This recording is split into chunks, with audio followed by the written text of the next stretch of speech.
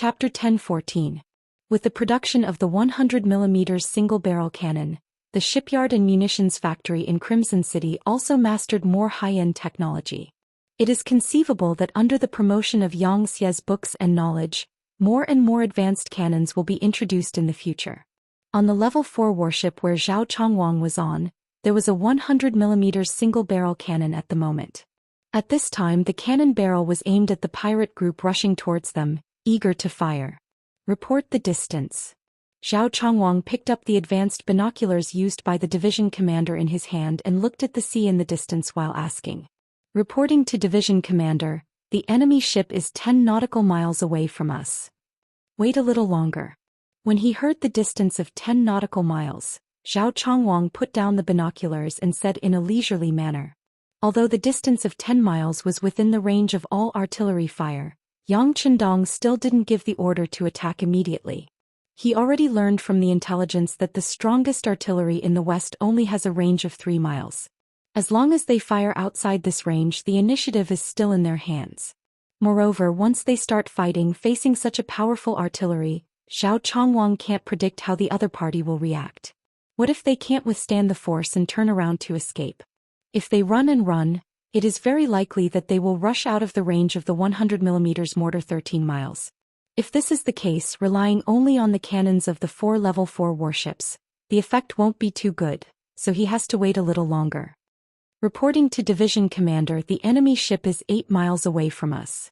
Reporting to division commander, the enemy ship is 6 miles away from us. Order all ships to aim at the target and fire. After hearing the distance of 6 miles, Zhao Changwang didn't hesitate anymore.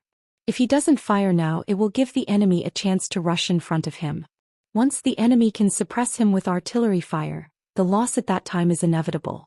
After the order was issued, the command flag fluttered on the strings of the division headquarters, then the first cannonball was fired. It was the Level 4 warship that Zhao Changwang was on. The cannonball whizzed out of the barrel, landing directly in the midst of the approaching pirate ships. Boom! The cannonball whizzed out. Since it had already locked onto its target, it was the first to hit its target. It hit a large ship among the pirate ships with more than 300 people on board. Then it was lit up with flames and ammunition splattered in all directions. The pirate ship, which was completely unprepared, was hit. The hull of the ship began to crack and countless crew members were killed or injured by the explosion. Miserable screams rose and fell in succession. This hellish scene was just the beginning. Following that, countless cannons roared and countless shells flew out of Division High's warships, rushing towards the enemy ships 6 miles away. Some of the cannonballs were very accurate and could easily destroy an enemy's small warship with a single shot. Some of the cannonballs were not accurate and would cause a huge wave when they landed on the surface of the sea, causing the nearby pirate crew members to cry out in fright, their eyes filled with fear. As pirates, they were used to threatening others, robbing others, and then watching others show fear in the face of danger. However, when everything was about to happen to them, they realized how dangerous it was. They realized that their qualities were not much better than those who had been robbed before. In fact, some of them were even worse than those who had been robbed before. Cannonballs sounded one after another without any signs of stopping. Although the speed at which Crimson City's munitions factory produced cannonballs was still very slow, it had been 6 years since the establishment of the Navy. It had been nearly a year since the successful development of the cannonballs. There hadn't been any major battles, so the stockpile of cannonballs was still very large. It wouldn't be a problem to use them for several large-scale naval battles. Cannonballs continued to roar. In the depths of the pirate ships, the confidence on Ma Keqing's face had long disappeared. He was loudly asking about the distance between him and the 5-star army. He couldn't believe it. How could the enemy fire a cannonball from such a distance and hit him? All of this was beyond his imagination. To be able to dominate a region and become a pirate organization that Abu Burkle didn't hesitate to recruit, Ma Keqing was very confident in himself. Every day he saw scenes of the strong devouring the weak. He clearly understood the importance of weapons. For this reason he didn't hesitate to buy cannons from a passing Western fleet at a high price. Those cannons could fire up to 2.5 miles away. It was definitely a very powerful weapon at that time. Although he also knew that some Western fleets had cannons that could fire up to 3 miles away, he also knew that they would never sell them. Otherwise, wouldn't it mean that they had the possibility to threaten the enemy? But even if it was 3 miles away, once it encountered his wolf pack tactics, it was destined to end in failure. Before the battle, he thought that the 5-star army's cannons could only fire up to 3 miles away. It was because of this that he dared to mobilize all of his forces to surround the enemy. But he didn't expect that the enemy would fire from 6 miles away and give him such a heavy blow. Moreover, it didn't seem like there was only one cannon but countless. This result made Ma Keqing somewhat unable to accept. At this moment he was already regretting his decision to become enemies with the 5-star army. Prime Minister Ferdinand, the special envoy sent by Abubber, was also unable to accept it. He had come here to see how the 5-star naval division was surrounded and annihilated, not to see how they were defeated. So when he saw that the enemy had already fired and started to damage the pirate ships, he couldn't help but ask Ma Keqing, "Brother Ma, why didn't you give the order to return fire?" Ferdinand was a civil official after all, so he naturally didn't have a certain understanding of the cannons on the ships. In his opinion, the more ships the pirates had, the more cannons they had. Since the enemy had already fired, all they had to do was return fire. At most, both sides would suffer. Ma Keqing, who was already in a bad mood, saw that Ferdinand dared to question him and immediately said with a face full of anger, "Return fire? Our cannons can't hit the enemy at all, how can we return fire?" "What? Don't tell me that the 5-star army's firearms are already so advanced?" Ferdinand finally understood and casually said a sentence to remind Ma Keqing. Previously he said that to the pirates, the greatest benefit wasn't the 500,000 taels of silver given by King Abu Burkle, but the powerful firearms and cannons of the 5-star army. Regarding this, Ma Keqing heard it but didn't pay much attention to it. But now he finally understood the meaning of this sentence and a bold idea spontaneously rose. The enemy's cannons are really good. If I can use them, then won't I be able to casually attack the Western merchant ships passing by here? When that time comes, won't my wealth be inexhaustible? As if he was asking himself, and also as if he had sunk into a crazed state, after a burst of laughter, Ma Keqing suddenly turned around and shouted to his subordinates beside him, "Use the flag to tell everyone, don't be afraid of the enemy's cannons, charge forward bravely. As long as we can advance 3 li, victory will belong to us. When that time comes, we will have even more powerful cannons. When that time comes, no one in this sea area will be our match." Ma Keqing's shout also stimulated his subordinates, and they shouted loudly as they went out to spread the news. This gave direction to the pirate ships that were already in chaos. To be able to become pirates and survive well, this originally proved that they were superior to ordinary people. Not to mention, for a great pirate like Ma Keqing, to be able to organize a formation of 60,000 men, it was enough to prove his strength and the strength of his subordinates. Initially, facing the sudden attack of the Second Sea Fleet, they were indeed stunned. That was because they were not prepared and did not know that there were cannons that could shoot so far. In addition, Ma Keqing did not give any new orders, so they could only wait in panic. Now that there was a new order, some ships quickly adjusted their direction and continued to move forward despite the danger of being hit by the cannons. At this moment, through the binoculars, one could even see the red faces of many people. It was the face of someone who would do anything to achieve their goal. It was the face of a desperado. Reporting to the division commander after the initial panic, "The enemy has begun to approach us." A division commander on the same ship, Xianxia, put down his binoculars and looked at the division commander Zhao Chongwang. Zhao Chongwang was also shocked by the opponent's fearlessness.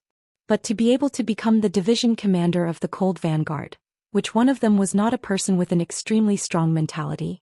After a moment of sighing, he ordered all warships to adjust their direction, be sure to control the enemy's warships 3 li away. Not only did he want to win, he also wanted to not suffer any losses. This was where Zhao Chongwang's ambition lay. Although it was said to be ambition, under the advantage of powerful cannons, who could say that this was an impossible task? The Second Sea Fleet began to change their target. They began to fire at the ships that were trying to get close to them. For a time, within a distance of 4 to 5 li, gunfire filled the sky. One after another, enemy ships were sunk. On the vast sea, countless small black dots floated on the water, calling for help from nearby ships.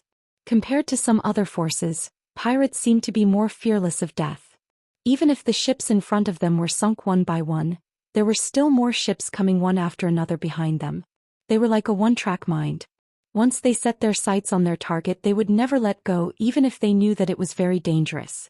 A fluke mentality existed in everyone's heart. They seemed to believe that they would be one of the ships that would be lucky enough to reach the 5-star admiral. Therefore, everyone was taking risks and everyone was facing failure. Chapter 10:15. Everyone advance. I don't believe that they can defend so well. On the pirate ship, Ma Keqing's eyes were red with anger. It wasn't because of lack of sleep, but because he was anxious and impatient. Ma Keqing had experienced hundreds of battles in his life. Some of them were as dangerous as today's battle, so he was still betting. He bet that with the advantage of numbers he could win in the end. However, all of this was disrupted and defeated by another piece of news that came out of nowhere. All the pirate ships continued to advance according to his orders, especially the fast scout ships. Although they didn't have any offensive capabilities, they had the advantage of being extremely fast. Once such ships appeared, it was really difficult to be targeted by the cannons. They became the first pirate ships to reach the 3-mile mark. Finally, there was a ship that entered the 3-li radius. This was equivalent to giving the other pirate ships a shot in the arm. For a time, the other ships were influenced by this and also madly accelerated. It was as if they wanted to rely on their numbers to win. But at this moment, when their hearts were filled with hope, suddenly a large number of cannons roared behind them. Then more ships with the 5-star red flag joined the fray. They were the Sea's 4th Division that was ordered to come to the rescue. At the beginning of the war, the Sea's 4th Division was ordered to patrol this area to prevent people from taking risks and attacking the coast of Cambodia that had just been conquered by Xianxia. It was because of the special position of the Sea's 4th Division that Yang Qindong gave them the opportunity to participate in the war. When he received the order, the commander of the Sea's 4th Division, Ding Yan, was naturally very excited. He immediately left the 4th Division to continue patrolling, while the other 3 divisions and a division's battalion headed straight for the designated area. The cooperation of the Sea's 2nd Division bought them time, and they finally arrived in time for the battle. They finally appeared when the battle was at its climax, and then they dealt a heavy blow to the unprepared pirate ships. The sudden appearance of the Sea's 4th Division caught the pirate ships off guard. When the cannons fell again, the pirate ships were horrified to find that it wasn't the enemy that was being surrounded, but themselves. What was even more frightening was that the 5-star army's ships had appeared out of nowhere. Their cannons were spreading out in a very irregular manner. They had actually discovered that there was no safe zone in this area of the sea. Unlike the previous Naval Division High's 2nd Naval Division, they first attacked the leading ships of the pirate ships, then attacked the ships that wanted to come within 3 miles of them. This way, as long as they didn't charge at the front, they wouldn't be in danger of being hit by the cannons. This was also the reason why a large number of pirate ships didn't panic. The appearance of Hai's 4th Military Division broke this rule. When no area was safe, some people with weak wills began to waver. Not all of the 60,000 pirates were elites. Only 20,000 of them were truly loyal to Ma Keqing. The remaining 2/3 were only here to make up the numbers and temporarily find a place to stay. Such a person would naturally have no problem fighting a smooth battle, but once they encountered a serious obstacle, their mentality would collapse at any time. Just like when Hai's 4th Military Division suddenly appeared and gave a heavy blow, the mentality of many pirates began to collapse. The direct result was that some of the more courageous people, those who valued their lives, suddenly separated from the group of pirate ships and directly fled to the distance. Some things can be contagious. Just like on the battlefield, when everyone is rushing to advance as a member, you will consciously or involuntarily follow them. On the contrary, if someone starts to flee, your brain will also be affected. Under the herd mentality, you will even have the same reaction and turn around to escape. Even more people don't know why they fled. You are like the current situation on the surface of the sea. Once the first pirate ship escapes, there will be a second, a third, a fourth, until there are more and more of them, affecting the mentality of more people and more ships. The sudden appearance of the escaping ships in the army, and the trend of more and more ships appearing, this scene was seen by Ma Keqing on the command ship. He had a very bad feeling. It must be said that he had seen this kind of thing many times, but usually it was the enemy escaping. This was the first time that his subordinates had escaped. He, who had no experience in dealing with this, actually didn't know what to do now. On the other hand, Ferdinand, who was following the army, saw that there were ships that were about to escape and immediately said angrily, "Quick, stop them, sink them. No matter what, we can't let this situation spread or else it will destroy our army." Yes, yes, immediately do as the Prime Minister said. Ma Keqing, who was reminded, also thought of something. He wasn't afraid of the ships escaping, but he was afraid that everyone would follow suit. If that happened, he would quickly become a commander without an army, and that would be really dangerous. Therefore, the pirates who had been beaten up finally had the chance to fire their cannons. However, their target wasn't the 5-star Army's naval division, but their own people. The sound of the cannons rang out, hitting the escaping ships one after another. This scene was tantamount to a resounding slap to the other people's faces, which was equivalent to telling everyone that the consequences of fleeing in the face of a battle were tragic. This method of killing the chicken to warn the monkey had a certain effect, and for a moment the wind of fleeing in the face of a battle was suppressed. This chaos gave the 2nd Sea Division a chance to counterattack. Originally, some of the ships were already 4 miles away, and it looked like they would be a threat if they continued to charge forward. First, there was the sudden arrival of the 4th Sea Division, which attracted the attention of the other party. Then there were some pirate ships that wanted to escape, which shook the pirate army's determination to attack. Under these two sudden changes, the pirate ships' speed slowed down. The only ones that really rushed over were the scout ships that didn't have cannons and were closer to the enemy. Ships like these that came alone couldn't pose any threat to the 2nd Sea Division at all. Every 5-star Army's battleship only needed to send a squad of soldiers armed with the Type 95 to close in and strafe. Facing the pirates, who were still armed with bows and arrows, after a few rounds, more than half of them were killed. They didn't even have the chance to shine before they were completely annihilated. Taking advantage of the delay in the enemy's attack, the 2nd Sea Division's cannons began to extend and unceasingly fired shells. Together with the 4th Sea Division, they attacked the pirate ships from the front and back. Finally, there wasn't a single safe spot left on the battlefield. Countless pirates could only watch helplessly as their companions' ships were struck and sunk into the sea. As they screamed for help, the fear in their hearts grew stronger with each wave.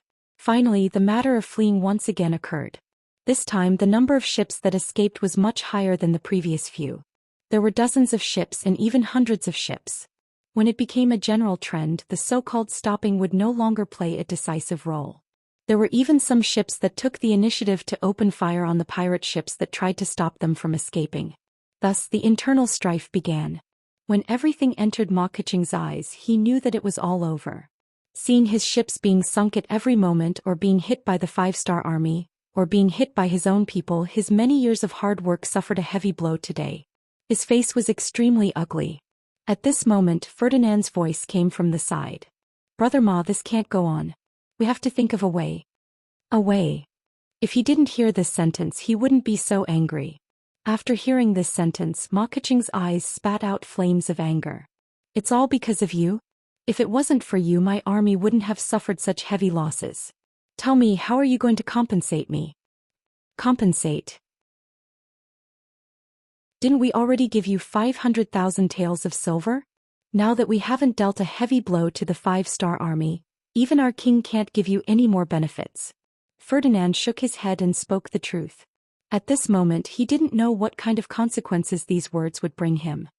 500,000 taels? My losses are so great. Is 500,000 taels of silver enough to compensate for them? Let me tell you, give me another 1 million taels of silver. Otherwise, don't blame me for being ruthless. His face was full of anger, and every word seemed to be squeezed out from between his teeth. 1 million? No, no. Even if you kill me, you won't get it.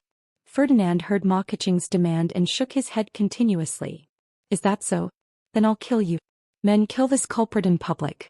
Ma Keqing, who was in a fit of anger, said without any trace of politeness. Once the order was given, 2 pirates walked forward, one on the left and one on the right, and carried Ferdinand out of the cabin. Ma Keqing didn't even look at him, but used a decisive tone to say to the flag-bearer beside him, "Pass down the order, retreat. All troops retreat towards the Sumatra Sea." This was the saying of a brave warrior cutting his wrist. Knowing that they weren't a match for the 5-star Army, they would just flee. Wasn't there an old saying, "Where there's life, there's hope"? The scene of cannon fire was still playing out on the sea. Once the order to retreat was given, the situation became even more chaotic. The pirate ships were like street rats that everyone wanted to beat, frantically fleeing in all directions. This was the so-called, "a defeated army collapses like a mountain." Continue the cannon fire, kill as many as you can. Seeing the enemy ships in chaos, not thinking of attacking but instead fleeing, the commander of the C-2nd Division, Zhou Xian, decisively gave the order to extend the cannon fire. Immediately, the cannons that were originally aimed at the enemy ships in front of them began to extend, blasting towards a distance of 6 li. They originally thought that since they were far away from the 5-star army, there wouldn't be any danger.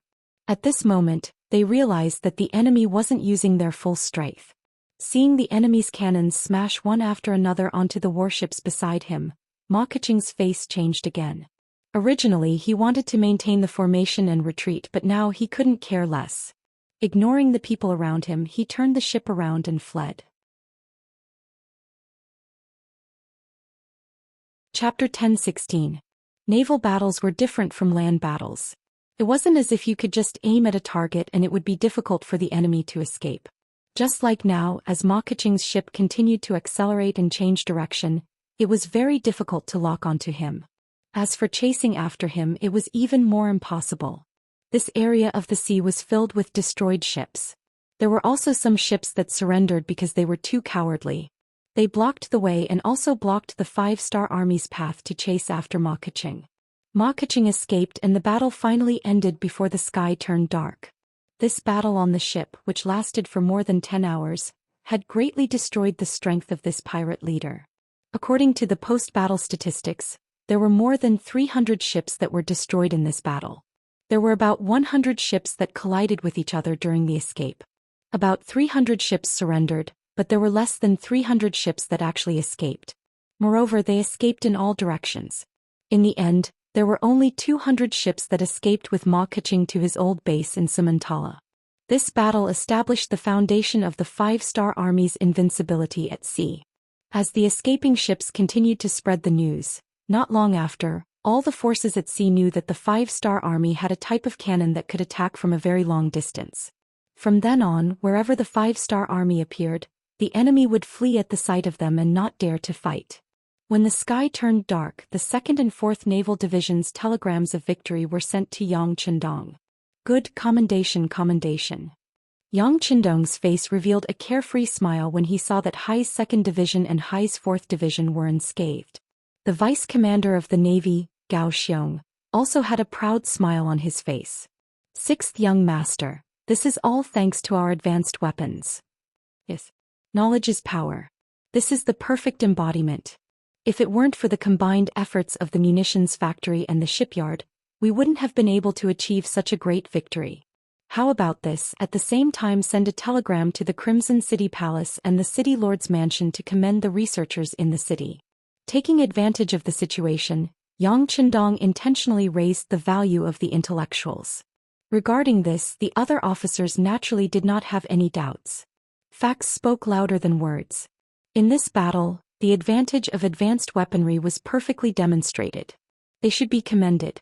When the news of the battle outside of Palawan reached Crimson City, there was a sudden surge of technology.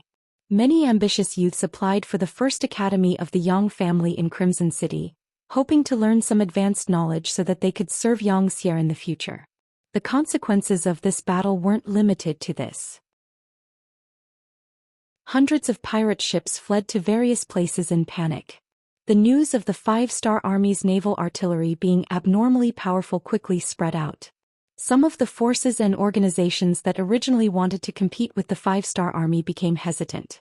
In particular, the pirates who escaped deliberately began to exaggerate the power of the 5-star army in order to prove their innocence. They took the initiative to say that their artillery could hit more than 10 miles away, dozens of miles away, or even hundreds of miles away. In the islands controlled by the Big F country, there were ships leaving every day to break away from the control of the Big F country. They just didn't want to be enemies with the 5-star army and not become their next target. Taking advantage of this east wind, the 3 navies went south and subdued several islands. 10 days later, the 3 divisions of the First Sea Army appeared in the outer waters of Emo Island and surrounded the island from 3 sides. In order to avoid unnecessary losses, Yang Chendong used the strategy of encircling 3 sides and blocking one side. This gave the other side a glimmer of hope to prevent the enemy from fighting to the death. The Big F country's capital, Marlag City, was adjacent to Davao Bay in the future. There was a large port here where the 500 ships that belonged to Abu Bakr were docked. This was also the power that belonged to him and was also the last power in Abu Bakr's hands. The news of Ma Keqing's defeat was spread a few days ago. When he heard this news, Abu Bakr's face was full of disbelief, and then he felt as if he was sitting on pins and needles. He didn't really believe the rumor that the 5-star army had artillery that could hit more than 100 miles away. He thought that this was an exaggeration. However, the fact that the 5-star army had artillery that was different from others could be proven. Who was Ma Keqing? He had joined the pirates in his youth and later on became a giant of a region. He had fought countless naval battles. If it wasn't for the powerful artillery of the 5-star army, how could they lose so quickly and so miserably? According to this, if Ma Keqing wasn't a match, then he naturally wasn't a match either. Right now the wisest choice was to run away. However, as a merchant, Abu Bakr was filled with gambling spirit and wanted to gamble again. Abu Bakr didn't choose to leave right away. He sent an envoy to negotiate with the 5-star army. In his eyes, money was omnipotent. He wanted to use silver to buy his life. However, this time he offered 2 million taels of silver. He didn't believe that the 5-star army wouldn't be moved. If it was any other organization or power, they definitely wouldn't turn a blind eye to 2 million taels of silver. However, in Yang Chendong's eyes, it wasn't much. At the very least, he wouldn't stop his military plans just because of this amount of silver. Since the war had reached this level, it was inevitable that he would seize the opportunity to reclaim the Big F archipelago. Facing the envoy sent by Abu Bakr, Yang Chendong harshly denounced Abu Bakr's crimes. He said that the Big F country attacking Luzon port for no reason was simply a provocation and a challenge. The 5-star army wasn't afraid of any challenge. This time the 5-star army's revenge was extremely righteous. It was impossible for them to retreat. As the king of the Big F country, Abu Bakr, who made a mistake, had to immediately surrender and accept the trial of the dead soldiers and families of the people in Luzon. After rejecting the offer of silver taels for peace talks, the emissary returned to Emil Island dejectedly. After that, the entire island went into a defensive posture. The 500 warships in the harbor also took advantage of the harbor to hide, giving people the impression that they were sharp blades in their sheaths, ready to be drawn at any moment to take people's lives. Not only that, Abu Bakr also issued a request for help in the name of the king of the Big F country. He said that no matter who it was, as long as they could help him defeat the 5-star army, he would reward them with 5 million taels of silver. As soon as this news came out, some of the large and small forces in the nearby waters became restless. 5 million taels of silver was definitely not a small amount. As the saying goes, people die for wealth. This naturally aroused the greed of some people. The 5-star army was about to become the target of public criticism. This is not normal. This is definitely not normal. In the cabin of the War God No. 1 warship, Yang Chendong looked at the collected information from all sides and frowned. Abu Bakr's provocation this time did make Yang Chendong a little angry. However, as he took the opportunity to fight and continuously occupied many islands, his anger was not as strong as before. Instead, he had to thank the other party for giving him a legitimate excuse to send out troops. In Yang Chendong's eyes, Abu Bakr wasn't someone who had to die. He also didn't want to leave a tyrannical impression on the other forces after this battle. Giving Abu Bakr a way out would give him a better reputation.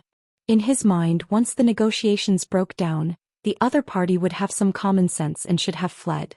This way, Emil Island would be in his hands and the war would be over. However, not only did the other party not leave, but they also showed a look of fighting to the death. Their funds even increased from the original 2 million taels to 5 million taels. With all these abnormal changes, Yang Chendong began to have doubts in his heart. As the saying goes, if things are abnormal, there must be a demon. If people are abnormal, there must be a knife. There must be something that he didn't understand. Otherwise, Abu Bakr wouldn't have chosen to defend the island and would have fled long ago. Investigate. Send a telegram to the Security Bureau and CIA members on the island. They must find out what made Abu Bakr not avoid the battle and insist on fighting to the death. Since he couldn't figure it out, he might as well give the task to someone who could complete it. Putting aside the doubts in his heart for the time being, the deputy commander of the Navy, Zhou Xian, asked, "Sixth young master, the 2nd Division and the 3rd Division have sent a telegram, asking when to launch the general attack on the island? There's no need to rush. Let's wait and see if there are people who are willing to sacrifice their lives for money. If there are, we'll take advantage of this battle to finish them off," Yang Chendong said unhurriedly. He had heard that Abu Burkle had offered 5 million taels of silver for help.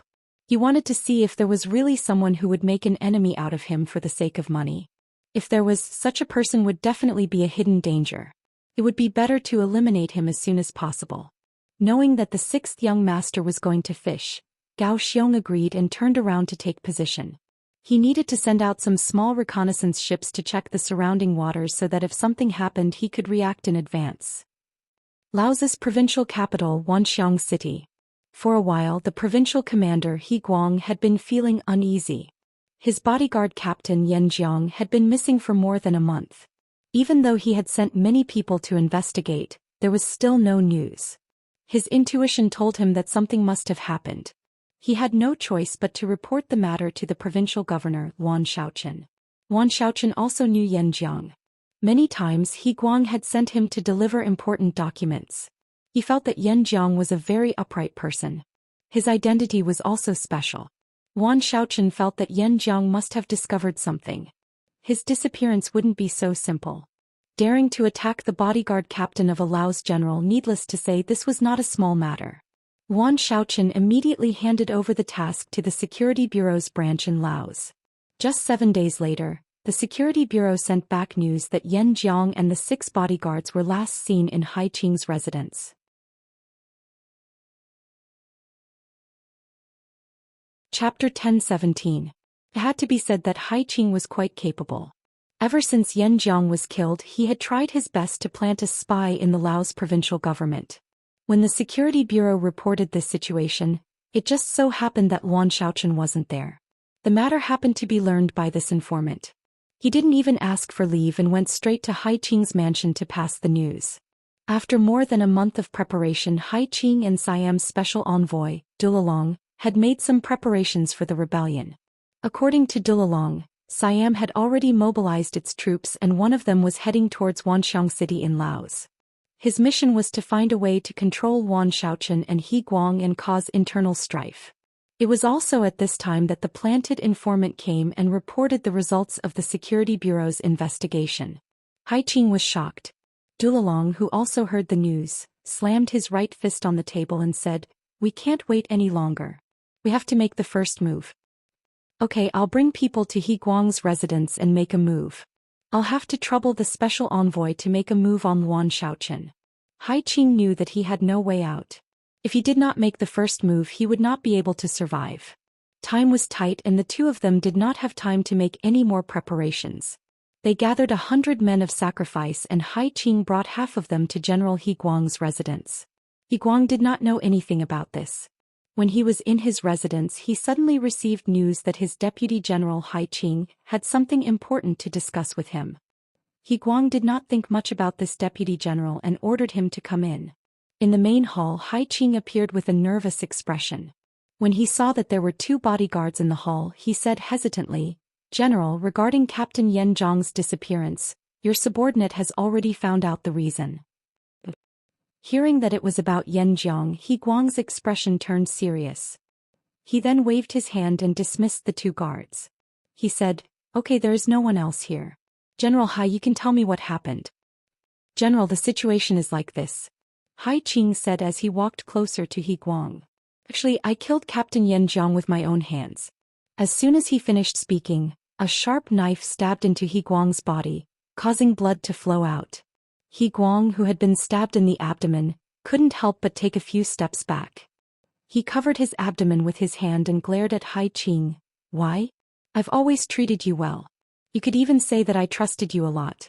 Why are you treating me like this?" "You can only blame your head for being too valuable. I couldn't help but be tempted. Alright, today is the day you die. Hand over your life."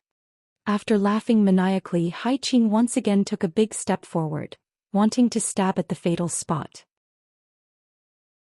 However, a black hole suddenly appeared in front of him and closed in a flash. His target He Guang had also disappeared. This secret passage was He Guang's life-saving place. After all, he had defected to Xianxia, in the former Navy-tied nation, who knew how many people wanted to kill him. Just in case, he had made this kind of preparation. He didn't expect it to save his life at such a crucial moment. With his target gone, Hai Qing's mind went blank. Although he didn't kill He Guang this time, He Guang was severely injured. He wouldn't be able to do anything for a while. The result was no different from killing him. Hai Qing's lips curled into a smile again. He walked out of the general's residence quietly and rushed to the barracks. As the main general He Guang wasn't around, Hai Qing began to gather all the generals in the army. What he needed to do next was to kill all the officers who opposed him. Without a leader, the soldiers would be powerless to resist the army of Siam. On the other side, Dou Lilong led 50 men of sacrifice to ambush Wan Xiaochen on the path he had to pass every day. When the time came, he saw a sedan approaching from afar. Standing around the palanquin were 10 soldiers in green military uniforms. Dou Lilong, who had done his research, knew that Wan Xiaochen was highly valued by Yang Chendong. He had sent the most elite soldiers, Leng Feng, to guard him. Dou Lilong didn't dare to be careless when dealing with such a person. Hence he had prepared beforehand. He placed baskets of chili powder on the roofs along the way. Seeing that the target had entered the encirclement, he immediately blew a whistle. The chili powder flew in all directions and landed on the top of the sedan. In that instant, the 10 guards who were raising their heads were splashed with chili powder. The extremely destructive chili powder entered their eyes and noses, causing them to lose the ability to fight in an instant. Before they had the chance to open their eyes, dozens of black-clothed men surged out from all directions. After a series of chaotic slashes, the 10 guards were bathed in blood on the streets. Go! Seeing that he was about to succeed, Dou Lilong's eyes were filled with excitement. He waved his hand and the men in black rushed to the sedan and opened the curtains. What happened next was a shocking scene. There was no one in the sedan. What's going on? There was no one in the sedan. Dou Lilong was very surprised. He stepped forward and checked carefully. When he confirmed that it was indeed an empty sedan, he had a bad feeling. He looked around and found that it wasn't a trap. He couldn't figure it out and had people clean up the scene. Then he quickly left with his men of sacrifice. It was late at night. In the high mansion, Hai Qing had invited 17 military officers.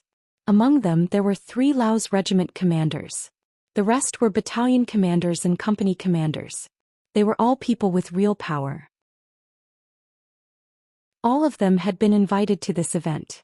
Good wine and good dishes were served. After 3 rounds of wine and 5 dishes, Dou Lilong rushed back and nodded at Hai Qing outside the hall.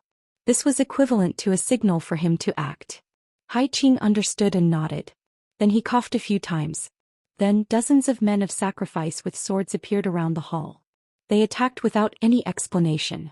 The 17 officers who were completely unprepared and had no weapons in their hands died tragically on the spot. Up until the moment of their deaths, these officers still did not understand why Hai Qing would attack them. What was going on? The hall was still filled with the pungent smell of blood. Dou Lilong had already walked in. He first looked at the corpses in the hall and nodded with satisfaction. Very good, these are the people who led the troops. Once they die, the entire camp will die. Well done. Hai Qing didn't care about this. He was more concerned about Wan Xiaochen's death. Truth be told, although this person was very young, he was very skillful in doing things. In just 4 years he had grasped the power of the entire Lao province in his hands. Even with Hai Qing's status, whenever he saw this person he couldn't help but feel afraid. It was like a mountain pressing down on his head. If this person didn't die, he wouldn't have the confidence to rebel. How is it? Is he dead? He's dead, he replied in a firm tone. Although Dou Lilong didn't know why there was no one in the sedan, he didn't intend to tell Hai Qing. Now was the time to rebel and he couldn't be distracted by anything. After hearing the news of Wan Xiaochen's death, Hai Qing heaved a sigh of relief. Then Dou Lilong asked, "Did you kill He Guang?" "Killed him," Hai Qing, who also had a cunning mind, replied. He thought that He Guang wouldn't be able to recover in a short time. It wouldn't take long for the entire Laos province to change hands and become a part of Siam. If that was the case, that person wouldn't dare to show up again. What was the difference between that and being dead? Both of them kept it a secret from each other and raised their glasses to celebrate. Then they talked about the operation at night. They would attack the governor's office, the armory, the provincial storehouse, and the granary. In short, before the Siam army arrived, they had to find a way to disrupt the security of Wanxiang City. This was to pave the way for the army to attack. Hai Qing left the governor's office once again and went to the military camp. Using military matters as an excuse, he mobilized 2 battalions of 800 men to the granary. The reason why he chose to attack the granary first was because the security here wasn't high. Secondly, without food it would be easier to cause internal strife. Hai Qing was full of confidence. After Luan Shaoqian and He Guang were gone, he was very confident that there weren't many people in Laos who could control him. Since that was the case, it was time for him to act tyrannically and do as he pleased. There was a saying, plans can't keep up with changes. Hai Qing, who wasn't very lucky, met the chief of public security, Long Tainan. Yang Qindong had told the officers more than once that if they wanted to understand the real situation, they had to move around more. Staying in the office and listening to reports every day was a form of work, but it was still too one-sided. Only by going to the grassroots and understanding more would they be able to make the right decisions and do better work. With Yang Qindong's encouragement, those ministers and vice-ministers in Resin City would often take a walk downstairs every once in a while so as to solve the problems that they discovered. This time Long Tainan came to Wanxiang City to inspect the security. In the security work, the security at night was often the highlight. Today Long Tainan was inspecting the security of Wanxiang City at night. Unfortunately, he met the Laotian army led by Hai Qing on the streets. When the two sides met, Long Tainan stopped and asked, "Which department are you from? So late, why are there so many people on the streets? What's the matter?" By right, the Ministry of Public Security had no jurisdiction over the army. However, Long Tainan was a minister. Even the governor of Laos, Luan Shaoqian, was a level lower than him. Furthermore, he was from the cold front and had responsibilities. He couldn't help but think of the worst-case scenario when he encountered something. Hai Qing was also acting without orders. He was avoiding eye contact and was noticed by Long Tainan, which was why he asked.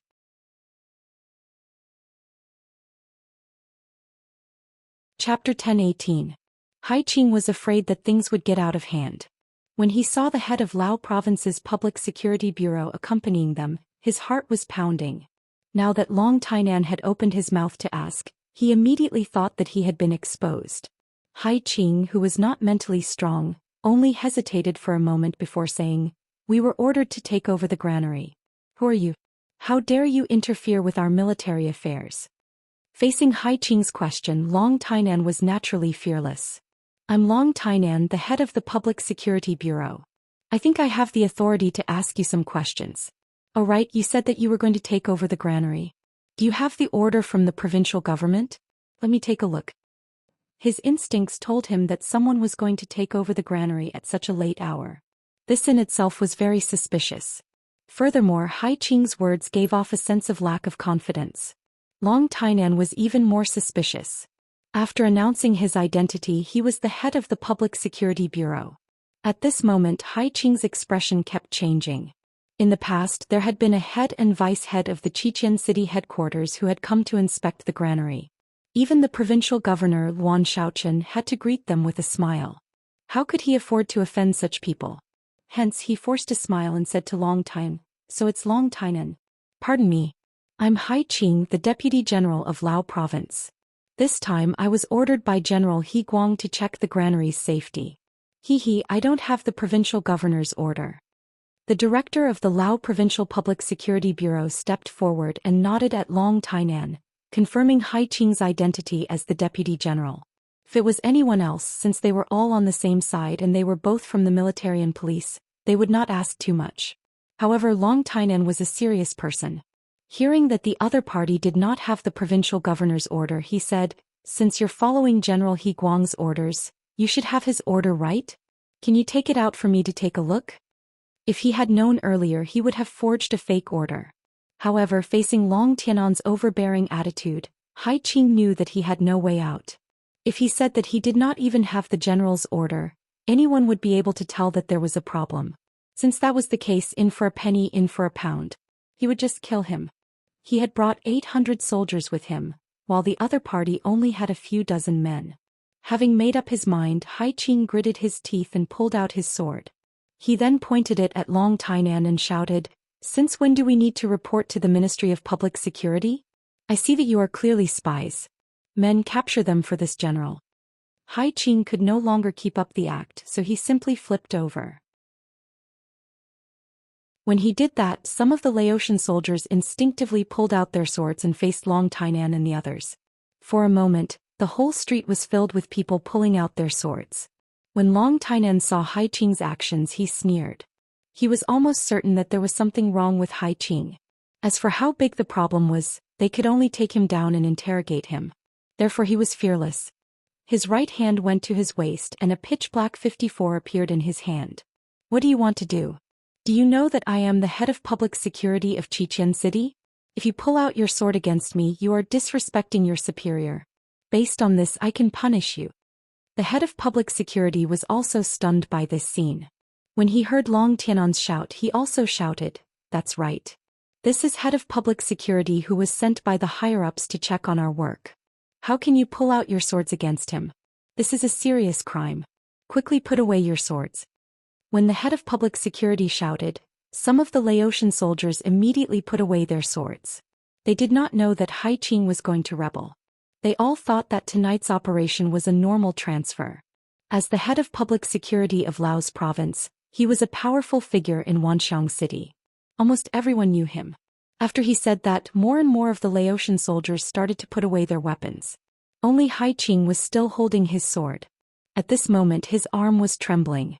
"General Hai, quickly put away your sword and admit your mistake," the head of public security said unhappily when he saw that everyone else was so obedient. Only Hai Qing was still holding his sword. Seeing that everyone's eyes were on him, Hai Qing was in a dilemma at this moment.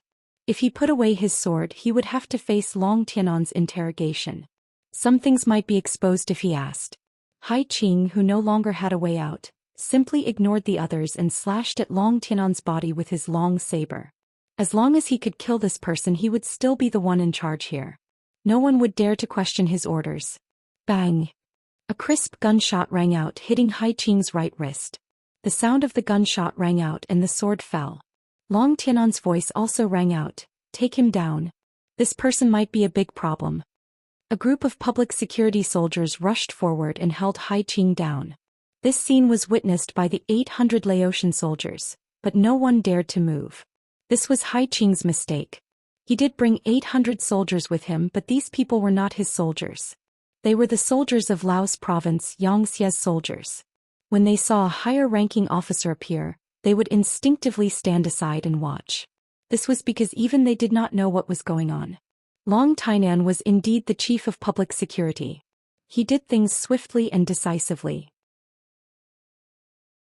An hour after Hai Qing was taken away, he was tortured to open his mouth. He found out that the Laotian general He Guang was injured and the provincial governor Luan Shaochen might be dead. Send someone to the high residence to take down Du Lilong. At the same time, send a telegram to the 6th young master to report what happened here and that the Siam army is about to attack Wanxiang City. After knowing part of the truth, Long Tainan felt the importance of this matter. He sent out orders one by one. What Long Tainan did not know was that 2 days later, not only Laos province was in danger, but Cambodia province was also in danger. They were the real targets of the Siam army. Since the destruction of Jiaoxi province and the establishment of Vietnam province, Siam, as a large country in the southeast, had been paying attention to the situation here. They had thought of forming an alliance to suppress the development of the Five-Star Army. However, it was hard to predict what was in a person's heart. Facts had proven that any plan that placed their hopes on others was likely to be unforeseen. When the Phnom Penh dynasty became Cambodia province, Siam knew that they had no way out. If they did not think of a way to counterattack, the Five-Star Army would attack them the next time. They did not know what kind of province they would become. Siam King Yi Chili was a very capable person. They had just entered the era of a big city. The era of a big city meant that the ruler of the big city had been influenced by the Khmer culture from the start. They were no longer the benevolent and approachable ruler of the Sukhothai dynasty. They were autocratic emperors who used the title of King of Gods. When Siam entered the era of a big city, be it military politics or the morale of the people, they were all very strong. In the past, Siam had a permanent army of 500,000 soldiers. 2 years ago they recruited another 300,000 soldiers. Now that they had completed their training, they only needed to go through a few battles before they could be considered a qualified army. In the past few years they had been trading with Laos province. They had made a lot of money using the geographical advantage and finally had the advantage of commanding a war. They stockpiled food, forged weapons, and waited for an opportunity. This time, when they heard that the 5-star army was going up against Dafei, they sighed at the fact that Yang Qindong was willing to cause trouble everywhere. King Yi Qili, who could also be called the King of Gods, sensed the appearance of an opportunity. Taking advantage of the fact that the 5-star army was unable to split up, Yi Qili gave the order to attack. In order to achieve the goal of severely damaging the 5-star army, General Godin led the 200,000 Siam troops up north to Wulong City and directly to Wanxiang City in Laos province. Then General Tong led the troops to the east to Sanlong City in Cambodia province.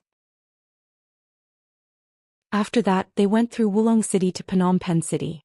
This position was less than 400 miles away from Suing City. In order to achieve the goal of speed, before Yi Qili gave the order to attack, he did not even inform his ally, the Awad dynasty, to prevent the news from being leaked. Only a few generals knew about the news. When the army set off, they used the excuse of training as an excuse to hide it from Xianxia's intelligence network. Only after Long Tainan captured Hai Qing did Yang Qindong hear about it for the first time. One could not blame the intelligence network for being late. After all, reality had proven the strength of the 5-star army countless times. If they did not find trouble with others, they would be thankful. Who would take the initiative to find trouble with them? However, that was the truth. The sudden attack of the Siam army caught many people off guard. Not long after the news spread, Laos and Cambodia province were in a state of emergency. Telegrams asking for help were sent to Yang Qindong one after another. The action of the Siam army was equivalent to igniting the flames of war in the backyard. This was also out of Yang Qindong's expectations. However, he did not panic. Although the intelligence report said that the Siam army had 800,000 soldiers, which was quite scary, since ancient times he had always dealt with the situation accordingly. Since there was a problem, he just had to think of a way to solve it. Soon Yang Qindong personally ordered the 5th Division of the Lu Army, the 1st Cavalry Division, and the 1st Cavalry Division of the new army in Xianxia City to gather immediately. They had to prepare all the materials and equipment needed for battle and be ready to enter the battlefield at any time. They had to be ready to fight and win the battle. At the same time, Yang Qindong decided to speed up the pace of the attack. He knew that some things could not be delayed any longer. At the same time as the bad news came, there was also good news that reached Yang Qindong's ears. The palace of Resin City had confirmed that the first Madame Hu Yen was pregnant and had been pregnant for more than a month. This news made Yang Qindong, who had been frowning recently, smile.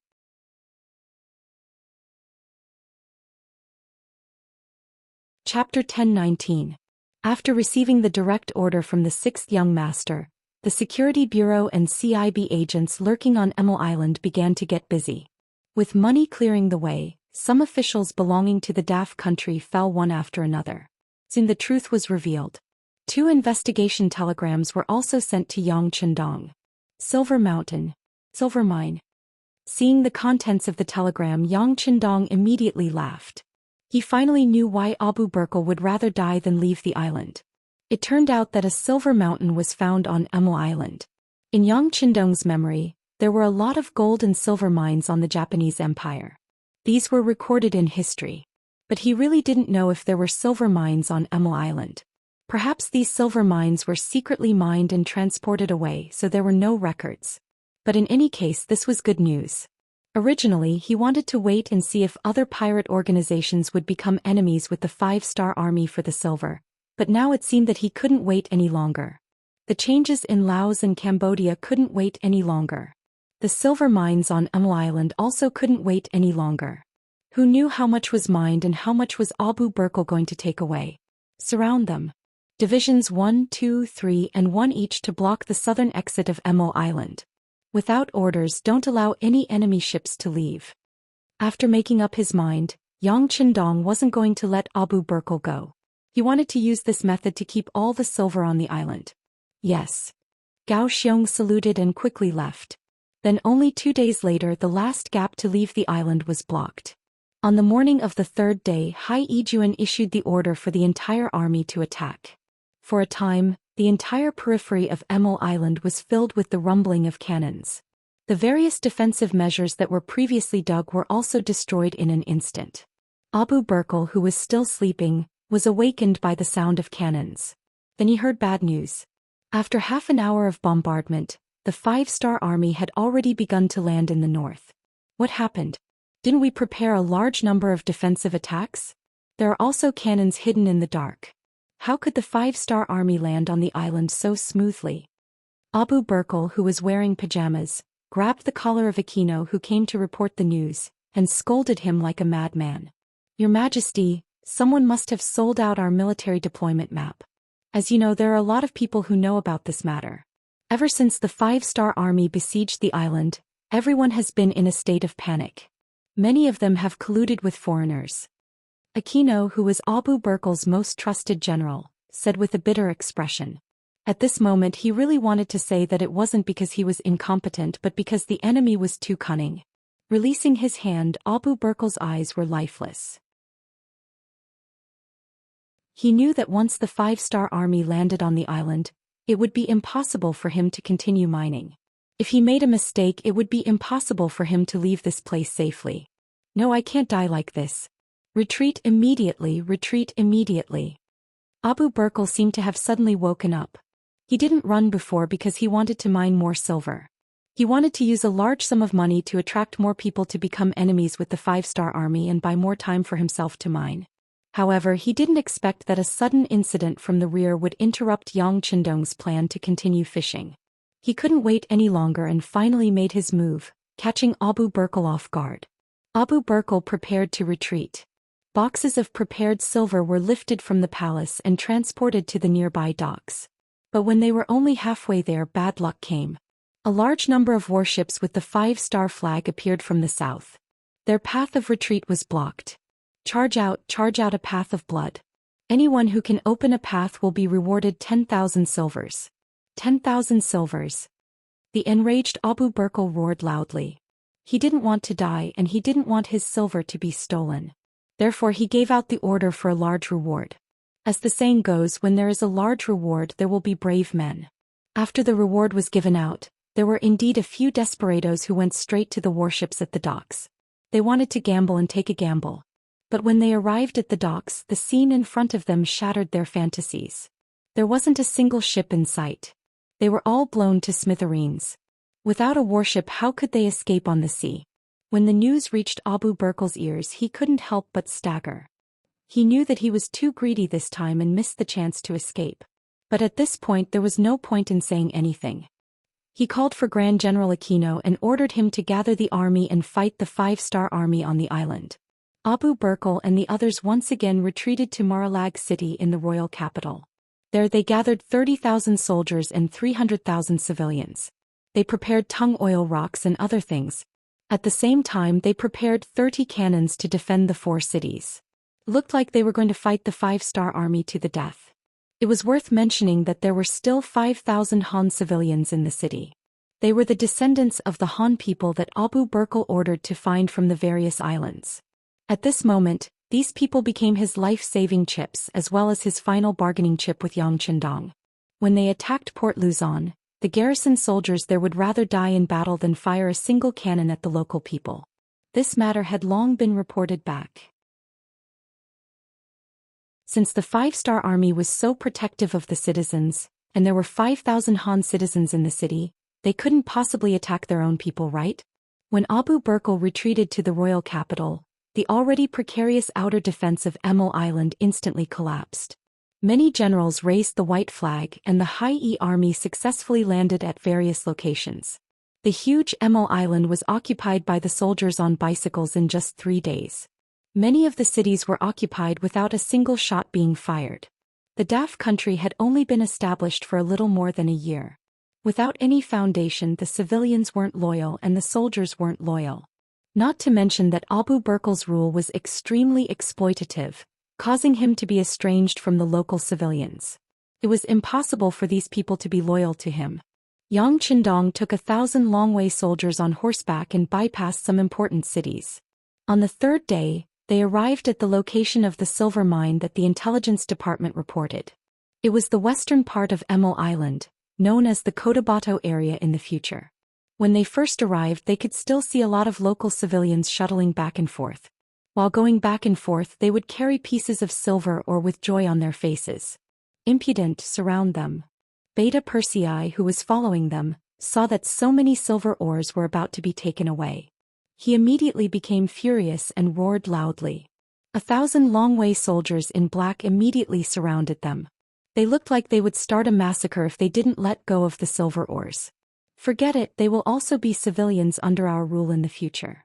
Yang Qindong shook his head. For real enemies he wouldn't be soft-hearted, but for unarmed civilians he couldn't be so cruel. Longwei opened up a path and the local civilians scattered like birds and beasts. Longwei took control of this place and gave a strict order. If there were any civilians spying on this place, they could only be killed without mercy. Yang Qindong dismounted and walked into the silver mine. When he saw the serious damage caused by the careless mining, he couldn't help but feel distressed.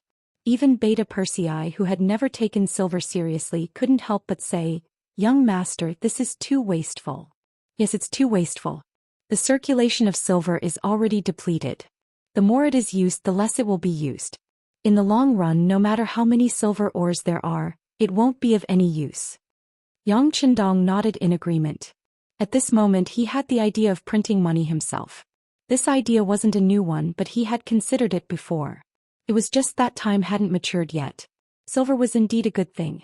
In any era, it was the best thing to circulate, second only to gold bars. But why did it stop later? Wasn't it because the consumption was too great? Someone once did a survey. After a few years, 1 tael of silver would eventually be left with half a tael after constant circulation and friction. This was equivalent to shrinking wealth. In the long run, no matter how much silver there was, it wouldn't be enough for such consumption. Replacing silver with paper money was an inevitable development in the future. Today's Yang Qindong was no longer a scholar with no military power. The power in his hands was already very great, and Xianxia's products had always been in short supply. As long as they were the first to promote it, paper money was very likely to become a circulating thing and replace gold and silver. Beta Persei, send someone to contact the nearest naval soldiers and let them seal this place. When the silver mining team appears, we can start mining. Don't waste a single cent, Yang Qindong said with heartache as he reached out and touched the mountain that had already been mined. A day later, Yang Qindong left the mine with 1,000 Longwei. Another day later, they arrived at the city of Marilag. Here, the commander of the 1st Sea Army, Zhou Xian, had already led the main force of the 1st Sea Division to make preparations to besiege and attack the city. What's the situation inside the city? In the camp 5 miles away from the city, Yang Qindong asked Zhou Xian. Reporting to the 6th young master, there are about 30,000 soldiers of the Great F Kingdom in the city. There are also 300,000 local civilians. Among them, there are also 5,000 Han civilians. When Zhou Xian said the last sentence, he was a bit hesitant. There are also Han civilians? When Yang Qindong heard this, his eyebrows slightly raised. Obviously, this result was somewhat unexpected. Yes, they are all Han people and their descendants from the entire archipelago. Perhaps Abu Bakr knows about our policies towards the common people, especially the Han people, so he intentionally prepared this move to make us hesitate. Zhou Xian was a bit angry when he said this. Obviously, he was very angry at Abu Bakr's shamelessness.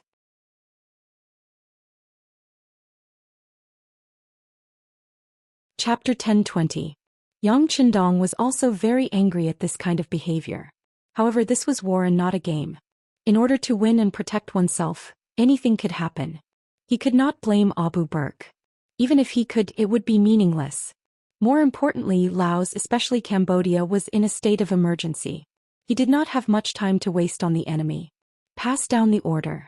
Take away all the ships from Emil Island. C3 Division send out 2 regiments to guard the silver mine. The rest of the divisions will patrol the sea. We must keep Abu Bakr here. After we deal with Siam, we will deal with them. Since it was easy to hurt people with a heart attack, Yang Qindong changed the attack into a trap. He wanted to see how long the Daf country could last after losing contact with the outside world. Yang Qindong decisively changed his strategy from attacking the city to surrounding the island. He sent out C1 Division and C2 Division as he was not in a hurry to deal with Daf. After that, the 2nd Division headed straight for the Straits of Malacca and entered the southern border between Malaysia and Siam, Chunping Island. The 1st Division was ordered to head straight for the Gulf of Siam. It was led by the Vice Admiral of the Navy and commander of the 1st Division, Zhou Xian, to pose a threat to Siam. After sending out C1 Division and C2 Division, Yang Qindong took the War God No. 1 and went straight to White Horse Port. He wanted to bring 1,000 black flag long way, as the first batch of reinforcements. He wanted to teach Siam a lesson. Laos Wanxiang City. Long Tainan caught Hai Qing, but regrettably Hai Qing escaped upon hearing the news. When he didn't hear the news of Wanxiang City's food being seized within the stipulated time, he had a bad premonition and escaped first. Fortunately, after the news spread, He Guang appeared. He was injured by Hai Qing that day. Fortunately, the knife did not hit any vital parts. Although he could not kill the enemy on the battlefield in a short period of time, it was not a problem to cooperate with Luan Shaoqian. After all, there were 30,000 Laos soldiers in Laos. Although their combat strength was average and only had the combat strength of a C-rank unit, they were still a force to be reckoned with. Yes, Hai Qing wanted to cooperate with Luan Shaoqian's work. It was rumored that Luan Shaoqian had been killed by Dou Lilong. These words came from Hai Qing's mouth. At that time, many people were shocked when they heard it. How could this young governor, this person with a bright future, die so young? It turned out that Hai Qing was lying. Or maybe he was deceived by Dou Lilong and Luan Shaoqian was not dead. Not only that, when he reappeared, he was accompanied by the commander of the 2nd and 6th Divisions, Luo Pe, as well as the commanders of the 2nd and 6th Divisions. Coincidentally, the day she disappeared, Luan Shaoqian went to Yunnan province to see Commander Luo Pejuan. Although there was no evidence to prove that Siam was doing something wrong, and there was no news from any intelligence agency, the Siamese merchants had not received any goods from Laos for 2 months. That was the truth. Not only that, but some of the caravans that Laos had sent to Siam had also gone missing. When Luan Shaoqian found out about this small change, he did not alert anyone else. Instead, he decided to go to the headquarters of the 2nd Division and ask for help from Luo Pe. If something happened, at least he would have soldiers at his disposal. Considering that it was all his own conjecture without any evidence, Luan Shaoqian did not alert Yang Qindong and his other colleagues from Laos. Instead, he went there on his own.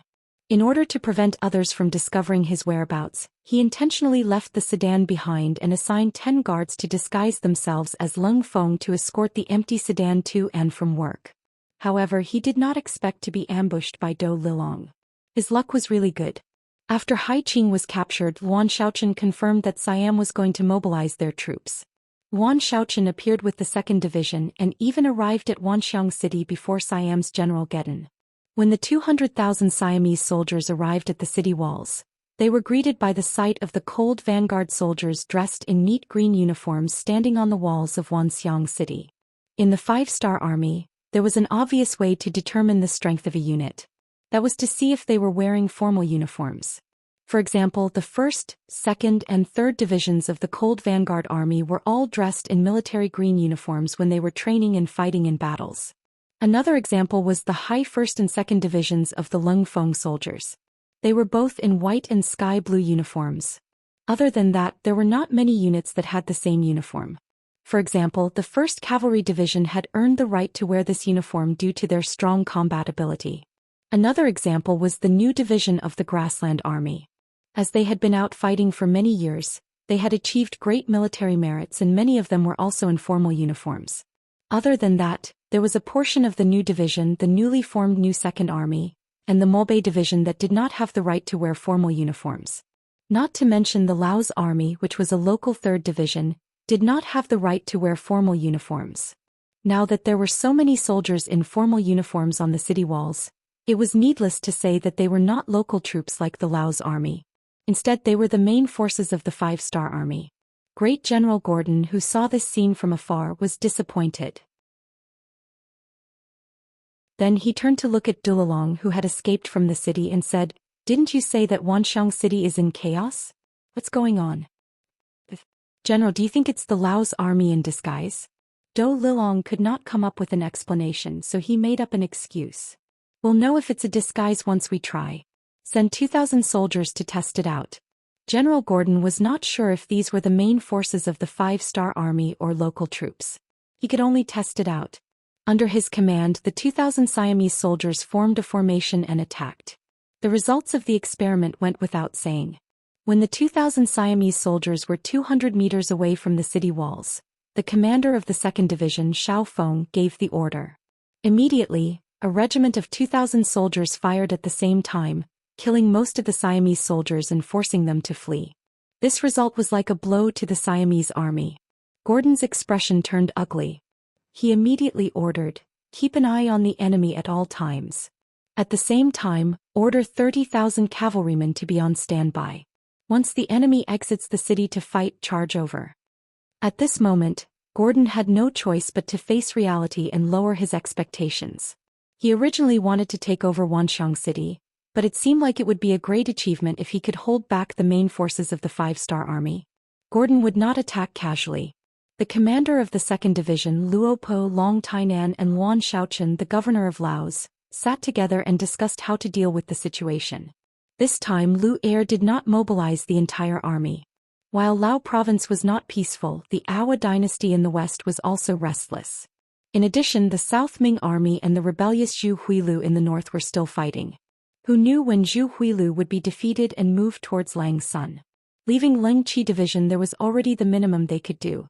It was precisely because of the lack of manpower that they had to face the 200,000 strong Siamese soldiers with only 2 divisions, including 30,000 cavalrymen, that they were obviously short on manpower. They could defend the city, but it was very risky to attack outside the city. "Commander Luo, what do you mean?" In the governor's manner, Wan Shaochen poured a cup of tea for Luo Po as the host and asked, "This battle is not going to be easy. The enemy has 30,000 cavalry and can attack at any time. If we attack outside the city, we might face a counterattack at any time. Once we are entangled with the enemy, we will not be able to fully utilize our firearms. Not only will we not be able to deal heavy damage to the enemy, we will also be implicated. In the end, there will be problems with the defense of Wanxiang City." Luo Po was born in the military and was used to speaking straightforwardly. He did not have any intention of hiding anything and spoke directly. "Yes, we have less than 20,000 men. Even if we include the 10,000 Lao soldiers in the city, we have less than 30,000 men. Against 200,000 Siamese soldiers, it is not wise to attack." Long Tainan also expressed his opinion. There were 30,000 Lao soldiers in Lao province, but not all of them were stationed in the capital. There were only 10,000 of them here, and if it wasn't for Lu Erjuan's timely arrival, they wouldn't have been able to defend the city, let alone launch an attack. Long Tainan expressed his opinion and Wan Shaochen nodded to indicate that he understood. In a sense, Wan Shaochen and Long Tainan were both relatives. One was Yang Qindong's brother-in-law and the other was his younger brother-in-law. This identity made it much more convenient for them to do certain things. However, on the other hand, their every action affected the hearts of others. Of course, it's good to have a good result. You can gain merits and be rewarded faster than others. However, if there were any problems, even Yang Qindong would be accused of nepotism. That would be very disadvantageous.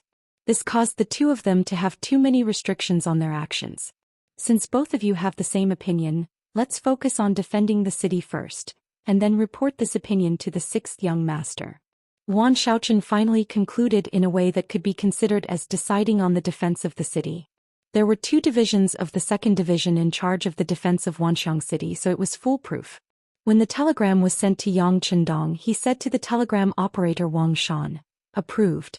Tell them to keep an eye on the movements of the 200,000 Siamese soldiers. If they discover that they are retreating or splitting up their forces, they can find an opportunity to attack. Before that, we must prioritize the defense of the city." The telegram operator Wang Shan took the order and left, leaving Yang Qindong behind. He looked towards the northwest and said, "Beta Persei, order Long Wei to speed up. The other reinforcements might not be able to arrive in time." Other places can be attacked, but Phnom Penh City cannot be attacked.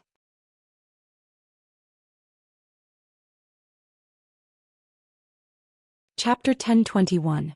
Cambodia province had only been established for 2 years, and the first 1.5 years had been spent on pacification. It had only been half a year since it started to develop. It had just started to improve, and now it had to go through the baptism of war. If they lost the provincial capital, it would undoubtedly have an extremely bad impact on the whole province. If they wanted to stabilize the situation, it would take a lot of effort. For the long-term development of the province, they could lose other places but not Phnom Penh City. Yang Chendong had to go to Phnom Penh City as soon as possible and personally lead the battle. In Phnom Penh City, Cambodia Province Governor Sun Xiaoguang was ordering people to prepare stones and kerosene. There was news from the front lines that the Siamese army had reached Suwing City. To ensure the safety of the city, he had sent 5,000 Cambodian soldiers, so there were only 5,000 soldiers left in Phnom Penh City. This was a very dangerous number. If Suwing City was lost, then Phnom Penh City would be in danger. He was not confident. On the tower, Sun Xiaoguang looked at Dun and Dagan and asked, "Both of you have been here for a long time. Do you think Suwing City can be defended?" This question made the two of them look a little ugly. In the end, Dun said, "Governor, I'm afraid it won't be easy to defend. You know, although Suwing City is a big city, it only has 1,000 soldiers. Even if we sent 5,000, the news said that the Siamese army had 100,000 soldiers. With 6,000 against 100,000, they came prepared. I don't think we can win this battle. Yes, our military strength is limited." Dagan also took the opportunity to put forward his own opinion. Logically speaking, if the army did not have enough combat power, it was his responsibility. However, the Yang faction had a rule that as a province, they could only have 30,000 soldiers. Such a large Cambodia province was equivalent to the former Phnom Penh dynasty. It only had 30,000 troops. Usually, it could suppress bandits and maintain the stability of the region. However, when it came to a real army, it would be difficult for it to fight against them. How could Sun Xiaoguang not know what Dun and Dagan were talking about? However, if there were too many troops in a province, not only would it increase their burden, it would also be a hidden danger. Once someone took the opportunity to stir up trouble, the greater the number of troops, the greater the destructive power. Therefore, he agreed with Yang Chendong's decision to not allow more troops to be deployed in the province. This also meant that in the event of an external invasion, the only way was to ask for reinforcements. I know what you two are thinking. We just have to do what we need to do. I believe that it won't be long before reinforcements arrive. At that time, we'll be able to take back everything we've lost. We also have to believe that Vice Governor Ding Dingwei in Suwing City, he will definitely be able to hold on until our reinforcements arrive. Sun Xiaoguang could only use this method of encouragement. However, even he himself did not know when the reinforcements would arrive. After waiting anxiously for a day, bad news came. Suwing City was in danger. The Siamese army was much faster than they had expected. They had sent 5,000 reinforcements to surround Suwing City first. Then they lured the 5,000 Cambodian soldiers into the encirclement and killed them. After destroying the 5,000 Cambodian soldiers, Suwing City had no external help and was in imminent danger. Taking advantage of this, the 5,000 Siamese army vanguard went straight to Phnom Penh City. The news was sent back by the scouts at the front. After hearing the news, Sun Xiaoguang was shocked. He immediately went to the city tower and ordered that no one was allowed to open the city gate except for his orders. Otherwise, they would be charged with the crime of collaborating with the enemy. At the same time, he called the president of the Chamber of Commerce, Dun, and asked him to pay close attention to the status of the other members of the Chamber of Commerce. Businessmen had always been mercenary and it was difficult for them to be loyal. It was normal for Sun Xiaoguang to have such concerns. After receiving the order, President Dun immediately said that he would do his best to protect the Chamber of Commerce and ensure that there would not be any problems. The former Prime Minister of the Phnom Penh dynasty had been living a very comfortable life recently. After becoming a businessman, there were no more restrictions. He did not have to worry about other people's opinions when he spent money. In addition, he had a lot of real power as the president and earned a lot of money for him.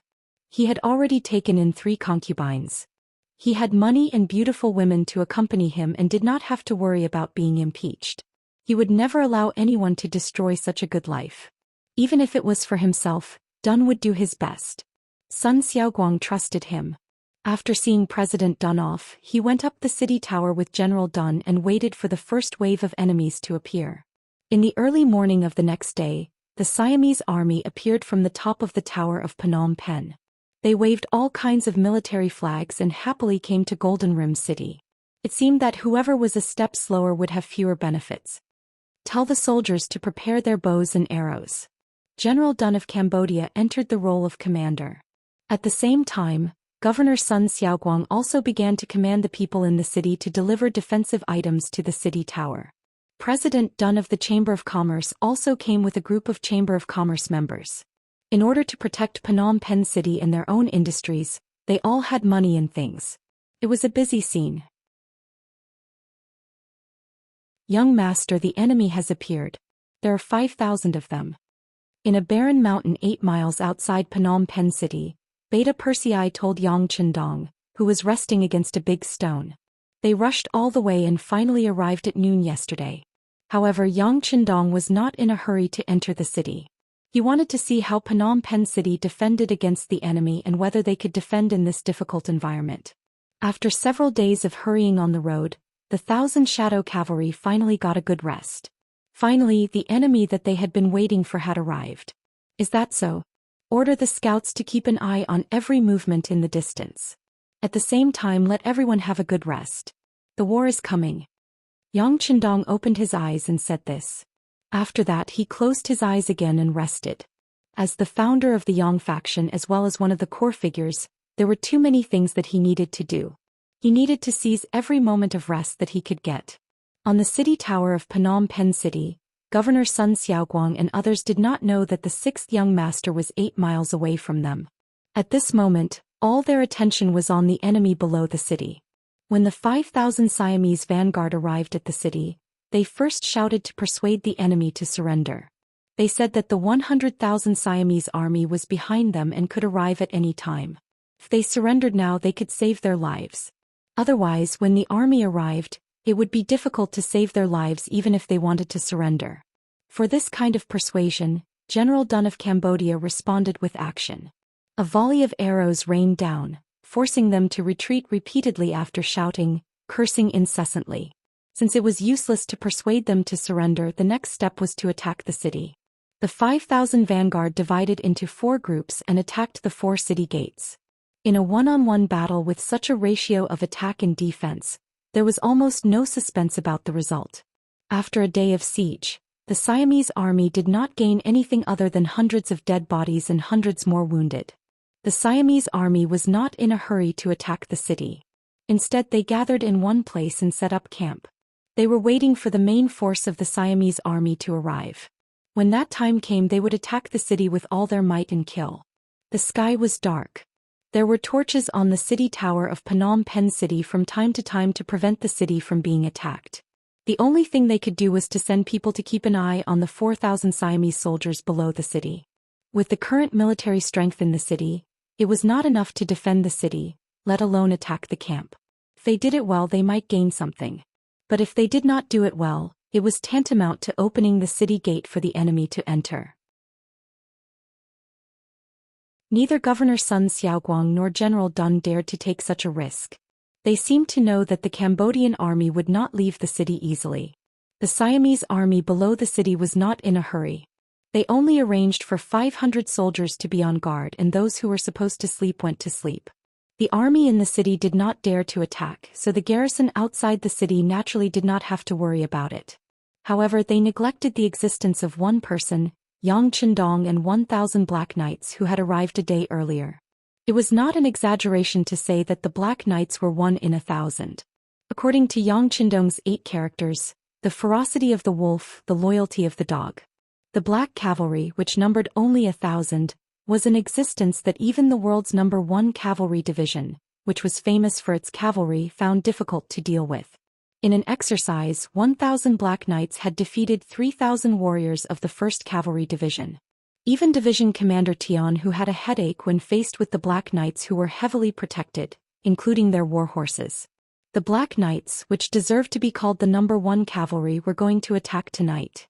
Their target was the 5,000 Siamese enemies below Phnom Penh City. The Black Knights, who had rested for a day and a night, were at their strongest state, and their killing intent was at its peak.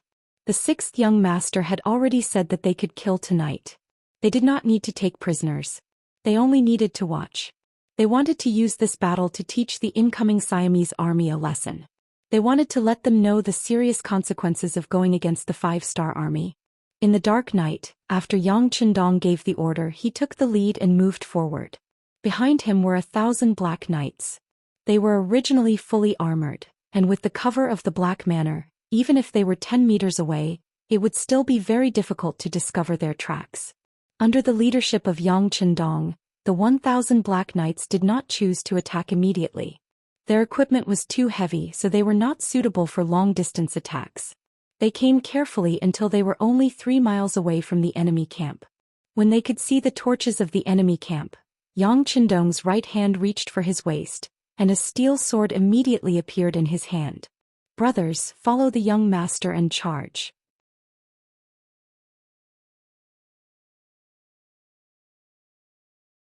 Chapter 10:22. Charge. The 1,000 Black Knights, who could not wait any longer, shouted loudly. Then the sound of iron hooves thundered on the ground, signaling the start of the charge. The ground trembled. The 500 soldiers of the Siamese army who were sleeping were awakened by the noise. They looked for the source of the noise and saw a shocking scene. In the dark night, countless black shadows came, followed by flashes of silver light. The men borrowed the speed of the horses and the power of the swords. The silver swords, which were better than ordinary iron weapons, were swung. Countless heads flew and countless weapons were cut in half. The appearance of the Black Knights took the Siamese army by surprise. The 500 soldiers were chopped down like vegetables. In just one exchange, 300 of the 500 soldiers had fallen. Under such a powerful force, the remaining Siamese soldiers had lost the courage to fight. They covered their heads and ran away, screaming for help. Some of the more timid ones even knelt down and surrendered. The appearance of the Black Knights was like the Grim Reaper in the dark night. The powerful combat strength they displayed was daunting. There was no way to resist it all. The 500 well-prepared Siamese soldiers were so vulnerable, let alone the other Siamese soldiers, who had been tired from the siege for a day. Many of them had their tents torn open while they were still asleep, and they lost their heads in their sleep. Against an enemy that was 4 times their number, the Shadow Cavalry showed their strength and ferocity. Every time they swung their swords, an enemy's head would be cut off. Every time the horses galloped, red blood would flow, and the screams of countless enemies would be heard. The scene below the city quickly alerted the Cambodian soldiers on the city tower. The news was reported to Governor Sun Xiaoguang and General Dagan. They rushed to the city tower and saw that the Siamese army was almost completely wiped out. It's the Black Knights. It's Long Wei. It's the 6th young master. Governor Sun Xiaoguang, who was knowledgeable, used the only night vision telescope in the city to see what was happening below the city. Then he could not help but scream in excitement. Only Yang Chendong's appearance had such an influence to make a provincial governor lose his composure. Quick, open the city gate. Let's go out and welcome the 6th young master. Sun Xiaoguang was so excited that General Dagan couldn't believe what he was hearing. Was this still the calm and steady Governor Sun? Under Sun Xiaoguang's urging, the city gate was opened. He led General Dagan and 3,000 Cambodian soldiers out of the city. At this time, the battle outside the city had ended. In less than 2 hours, nearly 5,000 Siamese soldiers had been wiped out. It seemed shocking, but it was not a big deal that a Black Knight only needed to kill 4 to 5 people. Outside the city gate, someone was leaving the city. Naturally, a Black Knight reported the matter to Yang Chendong. Under the protection of Beta Persei and the others, Yang Chendong rode his horse and saw Sun Xiaoguang with the help of the torchlight. At this moment, Sun Xiaoguang also saw Yang Chendong. From afar, he knelt on the ground and shouted, "6th young master, long live the 6th young master." As Sun Xiaoguang knelt, the people around him also knelt and shouted, "Long live the 6th young master." People in this era were deeply influenced by the feudal society. It was common for people to kneel on the ground. Get up. Yang Chendong was already numb to it. Could even be said that he was used to it. After Governor Sun Xiaoguang received permission, he stood up and took a few steps forward to Yang Chendong. He said excitedly, "Sixth young master, have the Siamese soldiers been wiped out?" "They've all been wiped out. No one survived. Since you're here, I'll leave the matter of Lijiang Taoist temple to your Cambodian army." Yang Chendong had a warm smile on his face. As soon as he finished speaking, General Damien immediately stood at attention and saluted. Then a large number of Cambodian soldiers went to the chaotic Siamese camp ahead. Governor Sun Xiaoguang was left behind. Before he could ask, Yang Chendong took the lead and said, "This time, I'm the only one who came in advance with 1,000 Longwei soldiers. The other reinforcements are coming here one after another. As long as we can hold on for a while, the danger will be gone. By the way, what's the situation here now?" Hearing that only the sixth young master came with 1,000 Longwei soldiers, Sun Xiaoguang was shocked. There were 5,000 Siamese soldiers here, but they were all killed by 1,000 people. It was said that the sixth young master's Longwei soldiers were invincible on the ground. It seemed that it was not an exaggeration. Sun Xiaoguang organized his thoughts and answered Yang Chendong's question. "The sixth young master, the situation is not very good. Previously, in order to solve the siege of Suing City, I sent 5,000 Cambodian soldiers. Unfortunately, they were wiped out before they could even enter the city.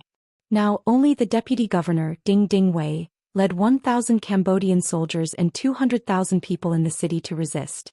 Their survival is uncertain." "Oh? Hasn't Suing City been captured yet?" Hearing this answer, Yang Chendong asked with a little surprise. "I haven't received any news yet. There is no radio in the city. I really don't know what's going on there." Sun Xiaoguang replied with a little embarrassment. Yang Chendong and Sun Xiaoguang were worried about the situation in Suing City. Here, torches were lit on the city walls and people were busy. The deputy governor, Ding Wei, was using the night to strengthen the city's defenses. Previously, Suing City was breached by the Five-Star Army. The city walls were also attacked by cannons and were riddled with holes. This was all thanks to the arrival of the Five-Star Army. After occupying the entire Cambodia, Suing City was an important transportation hub. The city walls were strengthened, and because of this, the city was able to withstand the attacks of 100,000 Siamese soldiers for several days. Of course, this had a lot to do with the deputy governor, Ding Wei, guarding the city. In fact, on the first day of the Siamese army's attack, the general guarding the city was already dead.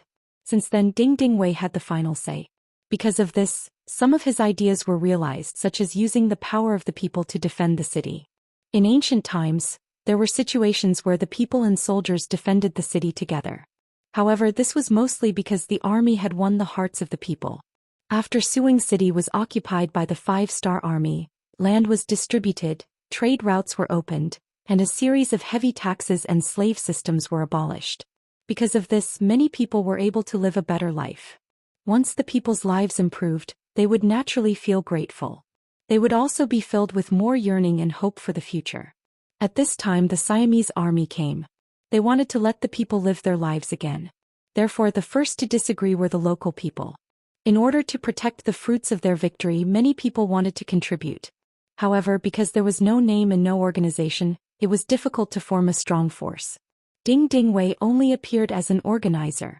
At the same time as the deputy governor of Cambodia, he gave these people a name. In this way, the power of the people was maximized. The originally weak city became a nail that was fiercely stabbed into the wall. The Siamese army could do nothing about it. To fully utilize the role of the people, Ding Wei first ordered people to open up the armory in the city. He took out the weapons and armor stored inside and distributed them to the adult men of Jiwei City. Then he opened up the storehouse in the city and took out the small amount of gold and silver stored inside. He also handed over the gold and silver to the Yang family bank that had just been built in the city. This action had caused the manager of the bank to loudly reprimand him. Whether it was the warehouse in the city or the Yang family bank's warehouse, no one was allowed to touch it without permission. Otherwise, it would be a felony. Even if Suing City was captured, these things would become the spoils of war for the Siamese army. However, as long as the city was not captured, these things would not be touched. However, this rule was forcefully broken by Ding Wei. "I, the deputy governor, will not take a single cent of this gold and silver. It will be used as a reward for the soldiers and civilians who defended the city. If someone questions me about this matter, I will bear all responsibility. Ding Dingwei answered the bank manager and the official in charge of the treasury in this way. The gold and silver were taken out and piled up under the city tower for the 200,000 people to see. As more and more people gathered around, Ding Dingwei found a high place and stood. He said loudly, "These silver taels are for the warriors who defended the city. Next, whether it is soldiers or ordinary people, as long as you do something beneficial to the defense of Suing City, you will be rewarded. With these silver taels I will not go back on my word." This was the promise that Ding Dingwei made to all the people in the city. Now that they had the money, the next thing was the name. Ding Dingwei sent people to put up notices all over the city. It was written in detail that any citizen, no matter what clan they were born in or where they came from, as long as they could pick up a sword or a spear or carry a stone, they could sign up to defend the city. If they died in battle, their loved ones would be given a pension. Once they performed a meritorious deed, they would report it to their superiors and be rewarded accordingly. Suing City was a big city. There were 200,000 people in the city. There were Han people, grassland people, Koreans, and people from Luzon and other countries in the southeast. After the notices were posted, the Han men were the first to sign up. As people who benefited from this, now that the city was in trouble, they were the first to step up.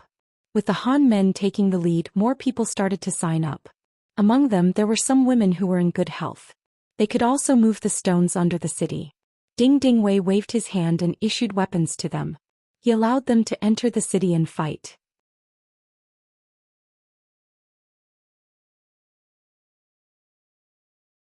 Chapter 1023. As a result, Suing City, which originally only had 1,000 Cambodian soldiers, was filled with soldiers. In a short period of time, more than 10,000 people had signed up to defend the city. Ding Dingwei divided them into groups and tried to make sure that every group had some soldiers who knew how to fight. That way, with a leader, they would have a higher chance of winning the battle. The courage of the people was very good. Whether it was to protect their homes, their families, and the fruits of their labor, or because of the rewards, they all climbed up the city walls without exception. However, when it came to fighting with the enemy as they had not been trained, their weaknesses were quickly exposed. For example, some people were so nervous that they didn't wait for the Siamese army to climb up the siege ladders. They threw the stones down the ladders, but it didn't work. Some people were so nervous that they threw their swords down the ladders. When they realized that the enemy had climbed up the ladders, they threw their swords down. They had no choice but to fight the enemy unarmed. Some people saw people around them fall down. They saw blood flowing all over the ground. Some people's heads were chopped in half. Some people's intestines were flowing out of their stomachs. They couldn't help but vomit. They didn't have the strength to do anything. Too many accidents happened, and because of that, the number of deaths increased. Cries of agony filled the city walls. Ding Dingwei did not cry. It was not that he did not want to cry, but that he could not. As the only commander, as the backbone of everyone, he could not show the slightest bit of soft-heartedness. The only thing he could do was to distribute the gold and silver to the families of those who had rendered meritorious service and the fallen warriors, keeping his promise. As a result, the limited amount of money soon shone. In the end, Ding Dingwei had to write IOUs. According to him, as long as they could defend Suing City, they could come to him with IOUs. He would pay them one by one.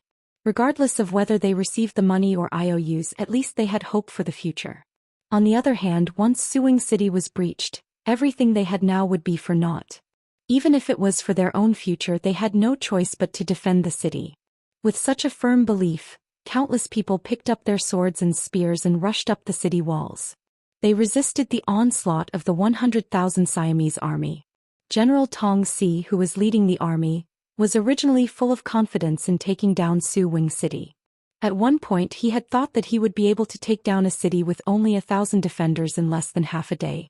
However, he had already wasted nearly 10 days here, and he was still unable to take over the city. This made him very angry. What made him even angrier was that news came from the front, saying that the 5,000 vanguard troops sent out had all been killed at the foot of Golden Rim City. The 5,000 heads were made into a statue, which stood at the foot of the city as a warning to the world. Rebellion, rebellion. Hearing that the attack on Golden Rim City was not going well, General Pomelos was furious and ordered to continue attacking Suing City. He might be able to bypass this place, but if the attack on Golden Rim City did not go smoothly, he would not even have a base for his rear. If that was the case, how were they going to treat the injured if there were too many? Once the rations were insufficient, it would be very troublesome to transport them. In the long run, Suing City had to be taken down. Otherwise, they wouldn't be able to carry out their plans. At the foot of Suing City, the sound of the bugle horn became more urgent. More and more ladders were sent out and more soldiers were sent out to attack. However, all of this was in the hands of the soldiers of Suing City. They were still unable to succeed. Day after day of attack, in addition to losing more and more lives, Suing City was still standing on this piece of land, and the 5-star flag was still flying high above the city.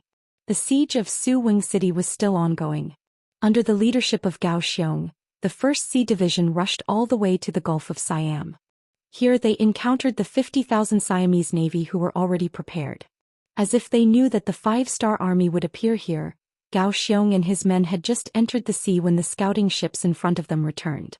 They reported that more than 800 ships with the Siamese flag were coming from all directions, and they looked like they were about to surround them. They are seeking death. Pass down the order, we will attack after they enter. Zhou Xian's expression did not change. Previously they were able to easily wipe out the Daoist navy with Western cannons.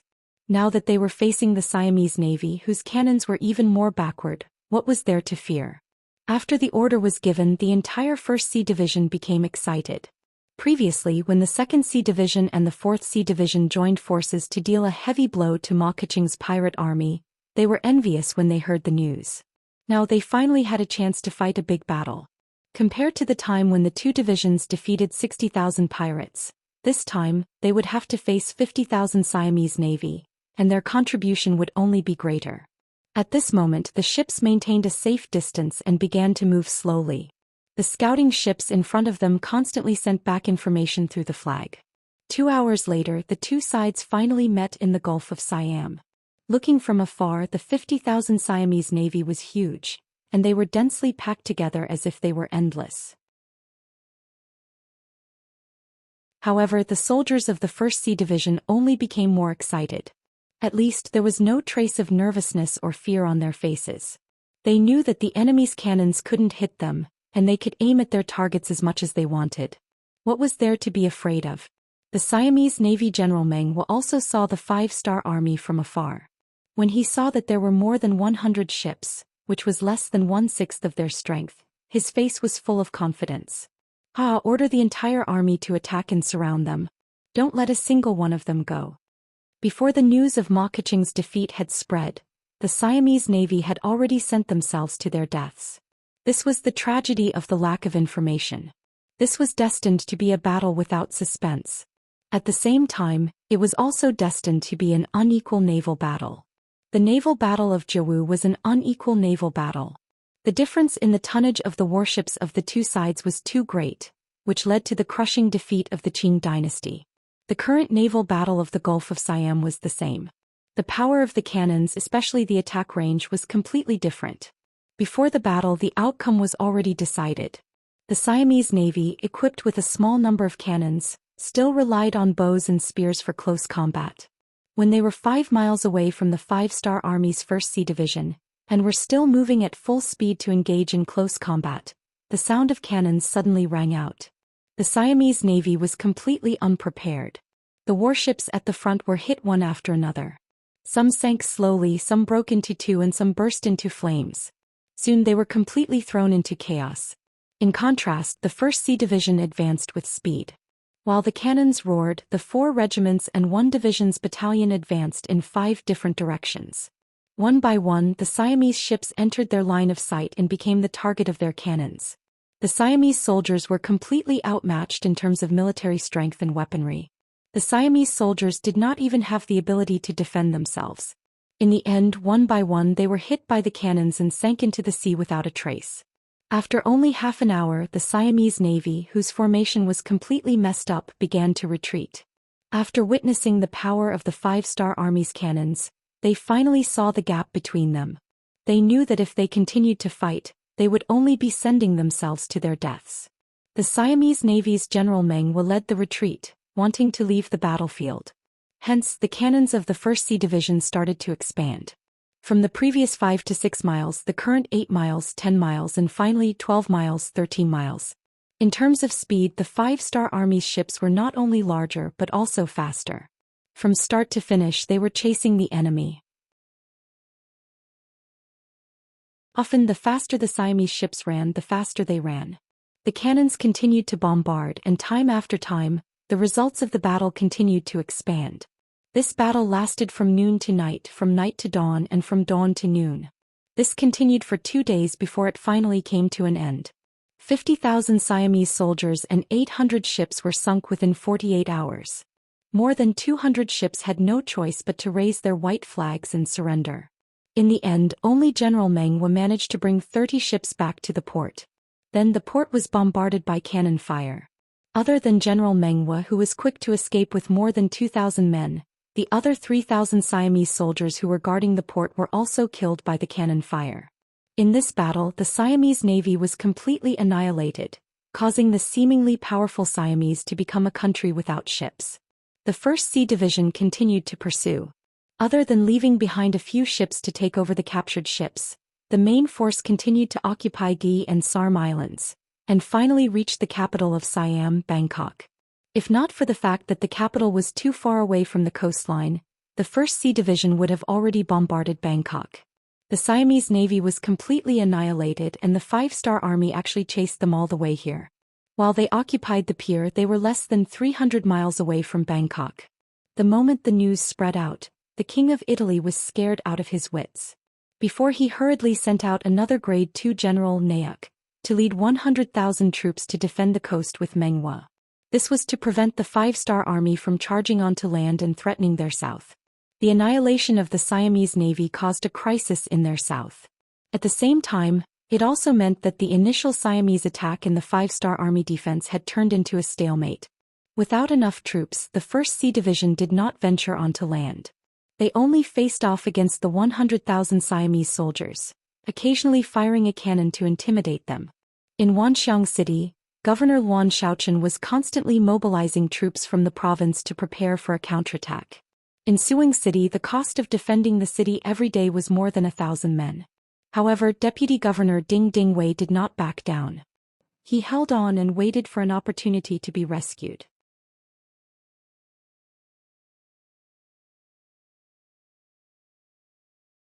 Chapter 1024.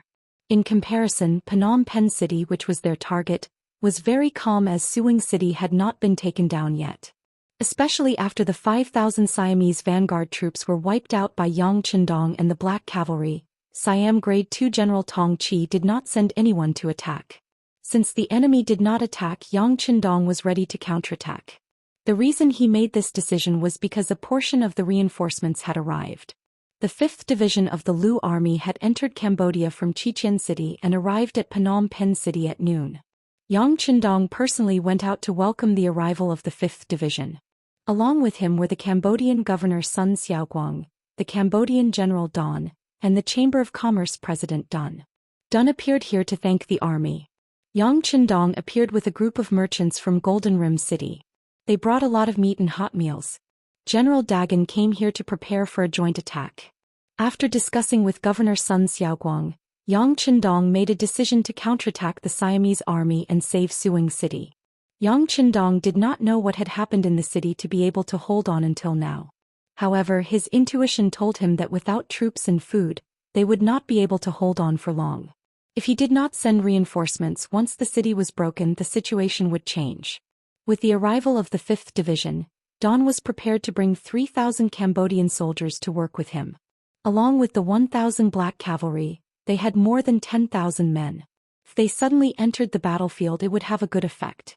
Yang Qindong left 2,000 Cambodian soldiers with the provincial governor, Sun Xiaoguang, and told them that 2 cavalry divisions from the grassland were on their way here, and that no matter what happened, they were not allowed to open the city gate until they saw reinforcements.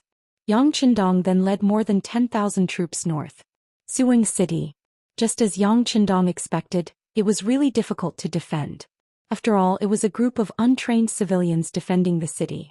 They relied solely on their bravery. However, after defending for so long, the number of casualties was already very high, especially after the death of the 1,000 Cambodian soldiers who were originally guarding the city. There were no trained veterans on the city tower, and the situation could collapse at any time. Ding Dingwei had already climbed up the city walls many times to encourage everyone. The square in the city was filled with corpses. After a rough calculation, there were 20,000 dead and 30,000 injured. All in all, the Siamese army only had 10,000 casualties. This was the difference between untrained civilians and soldiers on the battlefield. Ding Dingwei didn't know how many nights he hadn't slept. When he was too sleepy, he would just find a place to sleep for a while. He felt as if his spirit was about to collapse. Anyone who found him and wanted to talk to him had to shout loudly. Otherwise, his ears wouldn't be able to hear any words. Even in such an atmosphere, Ding Dingwei was still holding on. He could not fall because he was the god of the Suwing people. If anything happened to him, the people who had gathered together would quickly disperse. When faced with the Siamese army attacking the city, they would not be able to resist at all. After another difficult day of defending, the Siamese finally stopped beating the war drums and the soldiers retreated like the tide. Ding Dingwei could not help but wobble and fall to the side with his eyes closed. A soldier who had followed him for many years quickly caught him. His eyes were full of tears. In the past 20 days his master hadn't slept properly. He really didn't dare to imagine how his master had managed to get through it. Taking advantage of the fact that no one was paying attention, he used his own body as a bed and let Ding Dingwei lean against him and fall asleep. Although the bodyguard was also very tired, he persisted. If possible, he wanted to persevere until dawn, just to let his master have a good sleep and replenish his energy. However, reality did not allow him to do so. Suddenly, there was movement in the night below the city walls. First, there was a burst of gunshots and shouts in the Siamese camp. It was chaos. Soon, a cavalry came to the south gate. Someone was shouting something. The sudden change in the battle was not something a small soldier could handle. Ding Dingwei, who was sleeping, was also awakened by the shouts. He opened his eyes and asked, "What's wrong? Where am I? What's going on? Is the enemy going to attack again?" Master, the Siamese camp was suddenly in chaos. Then there was someone shouting at the south gate. No one knows what happened. The soldier wanted Ding Dingwei to sleep for a while, but he knew that since something had happened, it could only be solved by his master. Let's go and take a look. Although Ding Dingwei was still very sleepy, he had slept for more than 2 hours. He recovered a little. Following his duty, he walked to the south gate. At this moment, there were over 100 adult male citizens standing on the southern city gate. They held torches in their hands and looked at the cavalry below the city. All of them looked at each other but did not know what to do. Among them, one of the more impatient ones asked, "Have you sent for the deputy governor?" Yes. He should be here soon." They could not help but be anxious. The cavalry said that they were the 6th young master and asked them to open the gate immediately. They would help defend the city. Yang Chendong had many names. From the Dong Shui when he first arrived at the capital, to the war god when he defeated Walla's army, to the Duke of Loyalty, to the war god who came later, to the Heavenly Khan, to Bugnam of Gojoseon, and so on. However, there was a name that could be used anywhere, and that was the 6th young master. The 6th young master was a name that even the ordinary people under Xianxia's rule knew. But most people had only heard of his name and had never seen him in person. Now that someone said that the 6th young master was outside the city, it inevitably attracted more attention. Some people were excited while others did not believe it. At this time, Suwing City was very dangerous. As the saying goes, a gentleman would not stand under a dangerous wall. They would probably avoid it as soon as possible. How could such a noble person risk his life? This was the reason why they did not want to believe it at all. But regardless of whether they believed it or not, wasn't there Deputy Governor Ding Dingwei in the city? A high-ranking official like him should have seen the 6th young master before. Then wouldn't it be obvious if he was telling the truth? "Young master, we can't open the gate with explosives." Yang Air, who was among the cavalrymen at the foot of the city wall, saw that the city wall was still closed after a long time. He was worried that the Siamese soldiers who had been attacked would come after them, so he said anxiously, "No." Yang Chendong denied. Suing City has been defended until now because of the high walls. It was not easy to defend for so long. How can we blow it open? Let's wait. Although he didn't know what was going on in the city, Yang Qindong had a rough idea of what was going on with the help of the torch upstairs. It looked like they were all men dressed in commoners' clothes. Based on this, he could see how difficult it was to defend the city. He had even sacrificed his life for this place. How could he possibly blow up the city gates just to enter the city a little earlier? Yang Qindong did not allow it. Beta Persei could only anxiously say to Dao Xiao, the captain of the second guard team, "Send someone to inform Commander Xiao Yining. Let's hold them off for a while." In the blink of an eye, another 15 minutes passed. There was a commotion on the gate tower. Then a middle-aged man wearing a distinctive Chinese tunic suit appeared beside the torch. Yang Qindong looked up and recognized that this man was the deputy governor of Cambodia, Ding Tingwei. "Bring me the torch." In order to let the other party see him clearly, Yang Qindong said to Beta Persei. Immediately, a torch was handed over. Yang Qindong personally held it in his hand. He first looked at himself, then shouted to the gate tower. "Deputy Governor Ding, I am Yang Qindong. Open the gate." With the light of the torch, Ding Tingwei saw Yang Qindong and suddenly shouted, "Ah, it really is the sixth young master. Quick, open the gate." When the Phnom Penh dynasty surrendered, Yang Qindong went to Phnom Penh city and had a drink with the officials there. It was at that time that Ding Tingwei saw Yang Qindong for the first time. He could not forget it. Although it was dark now, with the light of the torch, he still recognized him at a glance. After Ding Tingwei confirmed his identity, the city was suddenly in chaos. Half of the people who could live in Suing City were immigrants from outside, and the other half were the original natives. But no matter who it was, they did not know how many times they had heard the name of the sixth young master. Now that they finally had the opportunity to see the real person and even get close to him, who would not be excited? Soon the south gate opened from the inside. The Heike followed closely to protect Yang Qindong as they walked into Suing City. Behind them, 3,000 Cambodian soldiers and the fifth Master Lu also followed. Soon after, the south gate closed again and everything fell into silence again. At this moment the city was very lively. Under the leadership of Ding Tingwei, a group of people guarding the city walked to the front of the horse team. When they were still some distance away, Ding Tingwei bowed his head and kept shouting. "This official greets the sixth young master. Long live the sixth young master. Long live the sixth young master." This was a group of subjects who were used to the feudal dynasty. Yang Qindong had long been used to this. He turned over and dismounted, striding forward with his head held high. This action made Beta Persei and the Heike who were following him very nervous. "They don't follow so closely. These people have been guarding the city until now and have not surrendered. This shows their loyalty. How could they harm me?" Yang Qindong felt that the black cavalry in front and behind him were not conducive to his actions at all. He could not help but frown. "Young master, it's better to be safe than sorry." Beta Persei did not obey the order, but had his own set of rules.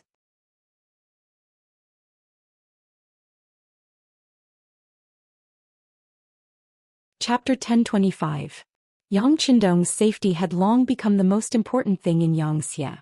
For this reason, not only did Zhou Xian and the others talk to Beta Persei about it, but even the madams also talked to him about it. While Beta Persei felt great pressure, he naturally did not have the slightest intention of slacking off. Okay, you're always right. But you have to give me some space." Yang Qindong found that he could not win against Beta Persei on this issue, so he took a step back and said, "Well, let's step back a little."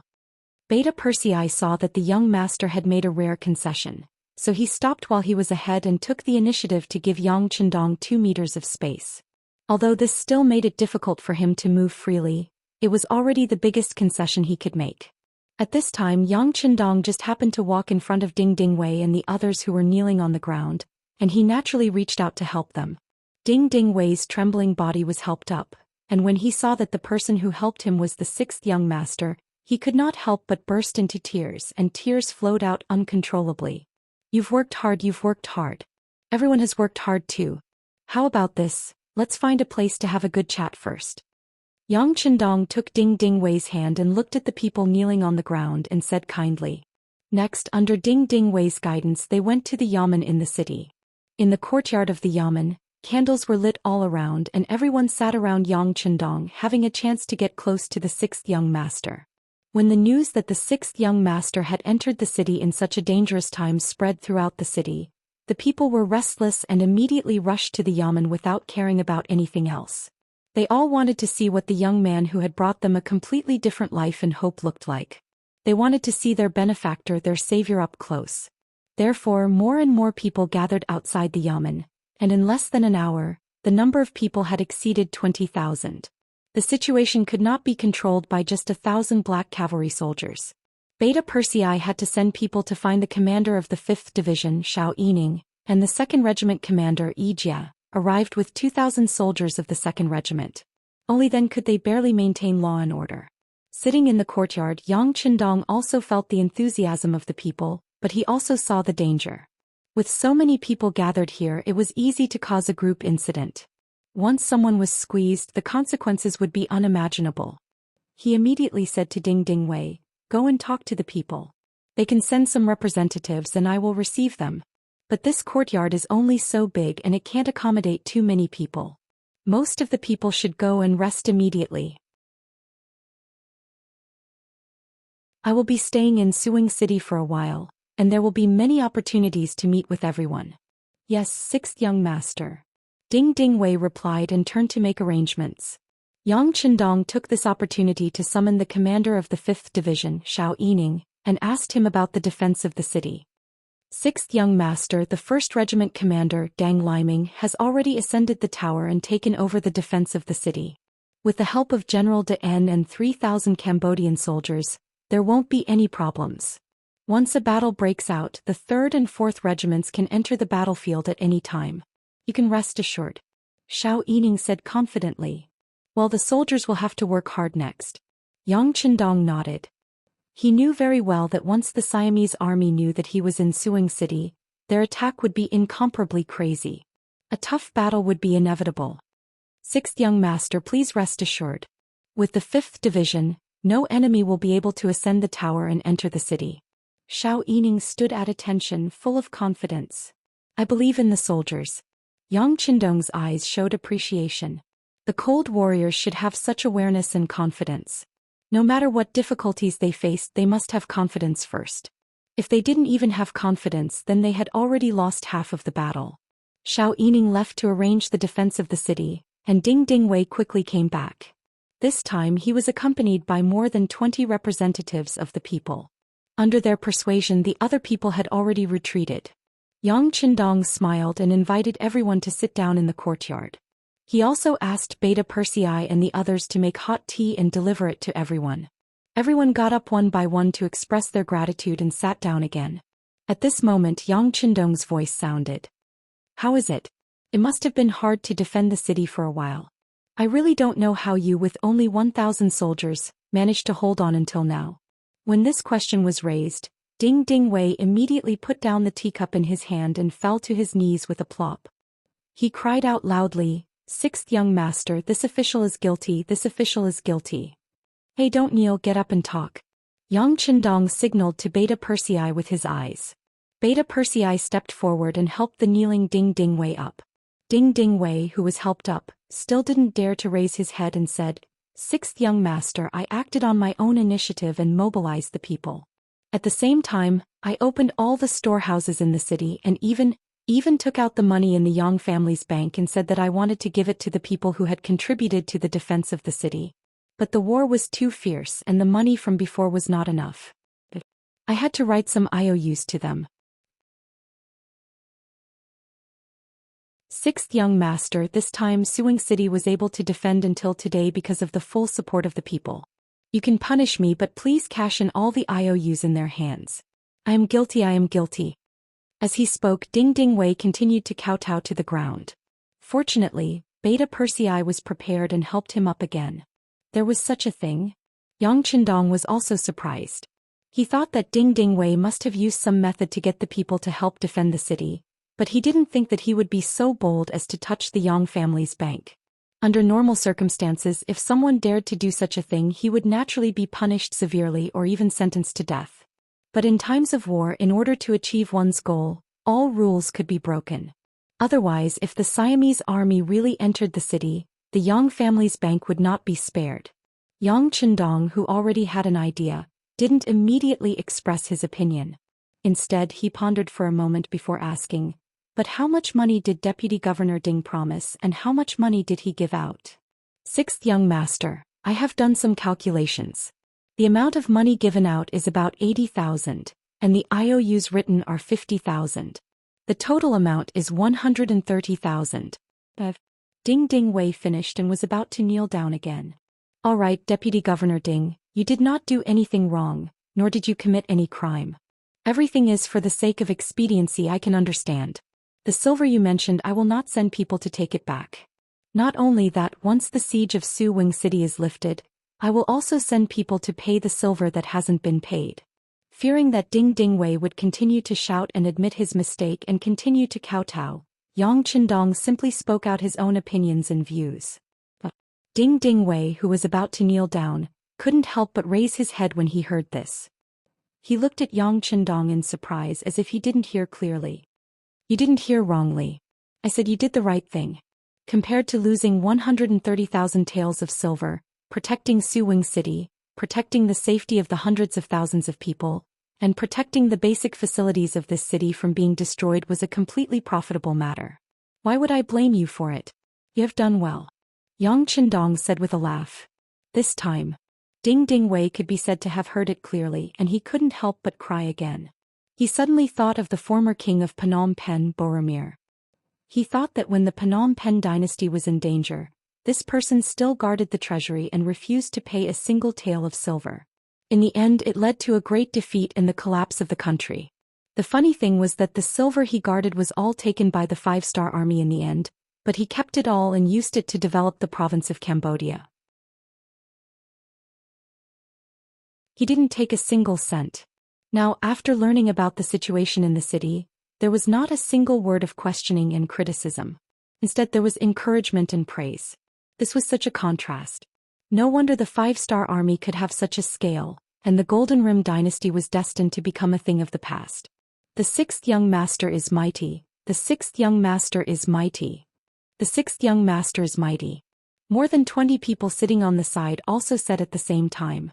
They came here on behalf of hundreds of thousands of people in the city. The first question they paid attention to was whether Ding Ding Wei's previous promise would be recognized by the sixth young master. Now that they had personally heard Yang Chendong's words, all of them finally felt at ease and spoke in a loud voice of gratitude. Quick, everyone, please get up. Yang Chendong smiled and helped the people up one by one with Beta Persei and the Black Cavalry. After they sat down, he continued to speak. Deputy Governor Ding's words represent the current Cambodian provincial government, and his words naturally count. But in my opinion, this is far from enough. Not enough. Everyone was confused by Yang Chendong's words. Yes, far from enough. This time, Su Wing City has experienced this war, and now it's June. The food planted by the people has been destroyed, and there will be no harvest at the end of the year. So how can the people live? In the long run, at the end of this year, more relief food will be transferred from other cities and distributed to the people for free. Not only that, but all the food planted next year and after the new year should be exempted from all taxes.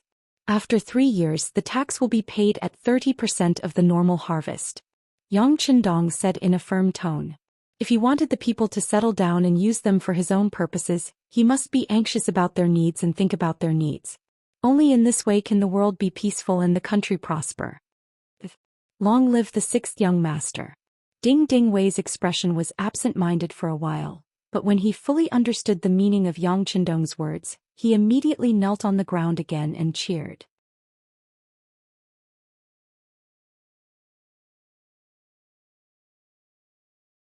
Chapter 1026. The 20 or so people around him also knelt on the ground and cheered. It was obvious that this time they were cheering from the bottom of their hearts. All right, everyone, get up. In fact, it was not only for agriculture but also for business. For example, people who made wood carvings and krom, Cambodia's national costume, also known as watercloth, could be exempted from taxes for 2 years. In the 3rd year, they only had to pay half of the business tax. In short, they had to find a way to let the people live a stable and satisfactory life again after the war. Well, in this regard, Deputy Governor Ding is an expert. You can write an application. I'll look at it later. If there are no problems, I'll approve it. Yes, I'll write it later. Ding Dingwei said excitedly. The ancients said that after the war there would be a pandemic. This pandemic did not only refer to the plague that was easy to give birth to, but also the plague of the people's hearts. Everything had to start from scratch. Even eating was a problem. All kinds of problems were bound to follow. However, with Yang Qindong's concern and various feasible policies, there were no problems. With a good policy, the people would be able to live a stable and happy life again. Even if someone wanted to rebel, no one would follow. The conversation with Ding Dingwei and the people lasted the whole night. When the sun rose, Ding Dingwei's excitement was replaced by exhaustion. There were a few times when he looked sleepy. Yang Qindong waved his hand and arranged for someone to send him to rest. The people's representatives left with gratitude. They wanted to pass on the sixth young master's words and let all the people know. On the other hand, Yang Qindong turned around and headed up the city gate tower. He needed to show his face and give the other party a greater stimulation. In the Siamese army camp outside Suing City, General Tong was angrily scolding a group of generals. Last night their camp had been raided. There were not many soldiers who died, only a few hundred. However, the worst thing was that they did not even know who did it. This was really infuriating. After being beaten up, he didn't even recognize who the assailant was. This kind of performance was too incompetent. While he was still cursing in his tent, someone outside reported that a flag with Wu Nanwang's name had suddenly appeared on top of Suing City. The general at the front asked General Tong to go take a look. Bugnam of Gozhouxian? When he heard the name, Tong Si was stunned for a moment, but he quickly understood what the flag represented.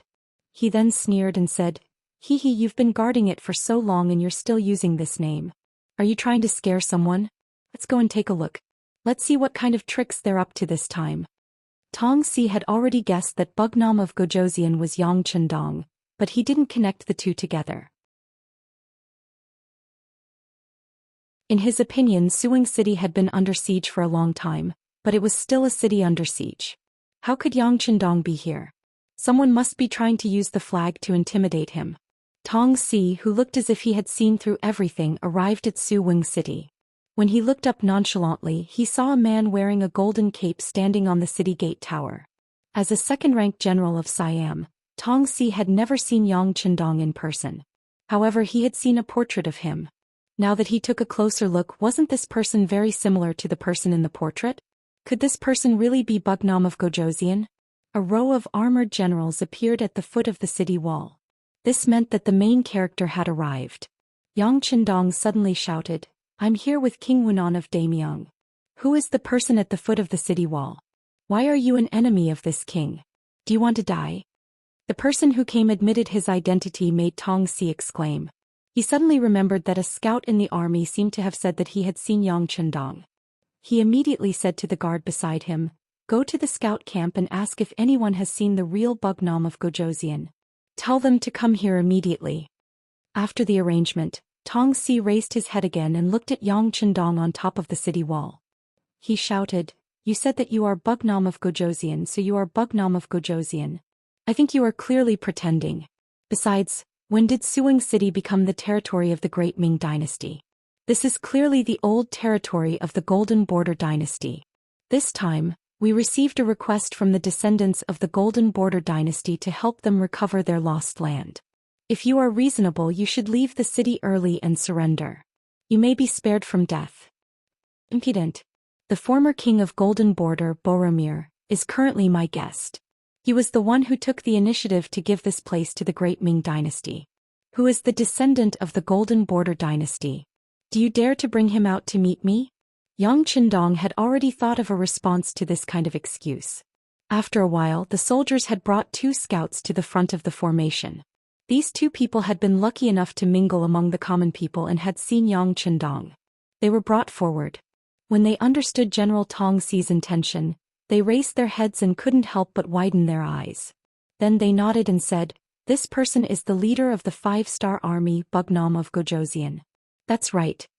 After receiving confirmation, Tong Si was extremely excited. He didn't expect to be able to surround Bugnam of Gozhouxian. If he could capture this person alive, what kind of merit would it be? At this moment he was unable to restrain his excitement. When he thought about the attack on the camp last night, it must be closely related to Bugnam of Zhou Xian. However, there was one thing he couldn't understand. He clearly knew that Suing City was heavily surrounded, so why did he still stay here? Could it be that the reason why Suing City couldn't be taken was because of this person? Could it be that last night's sneak attack was to rescue him? All kinds of thoughts jumped out in his mind. Tong Si's face alternated between red and white. This was not because he was angry but because he was excited and excited. Not only him, but the other generals around him were also very excited when they found out that the person wearing the golden cloak was the country's biggest enemy, Bugnam of Zhou Xian. A few generals couldn't help but volunteer. "General, please give the order. We will definitely do our best to take down the city and capture Bugnam of Zhou Xian to present to His Majesty." "Yes, General, we are also willing to take the initiative to fight." Tong Si, who was also excited, knew that no matter who captured Bugnam of Zhou Xian, he would be heavily rewarded. He immediately nodded and agreed. "Okay, after we go back we will have a good discussion on how to attack the city." Yang Qindong's eyesight was very good. He saw the reaction of Tong Si and the people around him. He knew that it was time to add fuel to the fire, so he shouted loudly, "This king, in the name of Bugnam of Zhou Xian, requests that you immediately withdraw your troops. This way I will still be good friends with Siam. Otherwise, once this matter is over, it will be time to conquer Siam. May I ask if you can bear this responsibility?" These words sounded like a threat, but it gave a feeling of strength in appearance and weakness in heart. It was as if Yang Qindong was no longer able to defend the city, so he had no choice but to use his status to suppress them and force them to withdraw. Tong Si did not give any answer to Yang Qindong's threat. He turned and left. Now his heart was filled with all kinds of benefits after capturing Yang Qindong. As for the rest, he had long forgotten about it. Tong Si and the others temporarily retreated. Yang Qindong also turned and walked down the tower. Beta Persei, who was following beside him, was a little confused. He looked like he wanted to say something but stopped on second thought. "Well, I know what you want to say." The young master showed up this time to attract the attention of the enemy. "Only in this way Golden Rim City will be safer. Only in this way the nearby cities will not be plunged into misery and suffering." Yang Qindong explained why he had appeared. In fact, that was exactly what he was thinking. In the face of the sudden attack of the Siamese army, Cambodia province was indeed greatly damaged. He did not appear here before, so naturally he did not have the strength to catch them. But since he was here, he had to end this situation. It was a pity that he had limited military strength, so he could only use himself as bait to attract the enemy. After the reason was clear, Beta Persei showed a look of surprise. Then, as if he had thought of something, he said anxiously, "Young master, if this is the case, then Suing City is really in danger?" Yang Qindong stopped moving forward and turned to ask Beta Persei, "What danger is there to speak of? With you and Master Lu here, can't you defend Suing City?" "As long as Beta Persei is alive, I will never let anyone threaten the safety of the young master. You should keep your life. Otherwise, Kikij will come after me." Yang Qindong smiled and patted Beta Persei on the shoulder, then laughed and left. This scene made Beta Persei very excited. Then his eyes became very determined. Since the young master dared to risk his life, then there was no reason for him to hesitate. Of course, he would accompany him all the way and give it his all. Tong Si returned to the camp with a group of generals. Then he couldn't help but laugh excitedly. Good, I didn't expect Bugnam of Zhou Xian to be in Suing City. This is really a gift from God." That's right. The other generals nodded in agreement, their faces filled with excitement. "Good, since Bugnam of Zhou Xian is in front of us and is heavily surrounded, then we must not let go of this opportunity to capture him alive. If we can't, we can kill him, but we can't let him escape again. In this way, I order all the soldiers that were sent to the surrounding towns to come back and concentrate on attacking Suing City. At the same time, send this news back to the country and ask for more reinforcements and artillery. As long as we can take down Bugnam of Zhou Xian, it will be worth it no matter how big the price is." "Yes, it's worth it." The other generals also agreed, and then a burst of proud laughter came from the military tent. On the city tower of Suing City, 3,000 Cambodian soldiers had been distributed on each tower, ready to defend the city with all their strength. Not only that, there were more than 10,000 people in the city gathered together and asked to defend the city together. You're tuning in to the Zhou Xian's Legacy YouTube channel. Don't forget to subscribe and join us on this journey to catch the most captivating stories.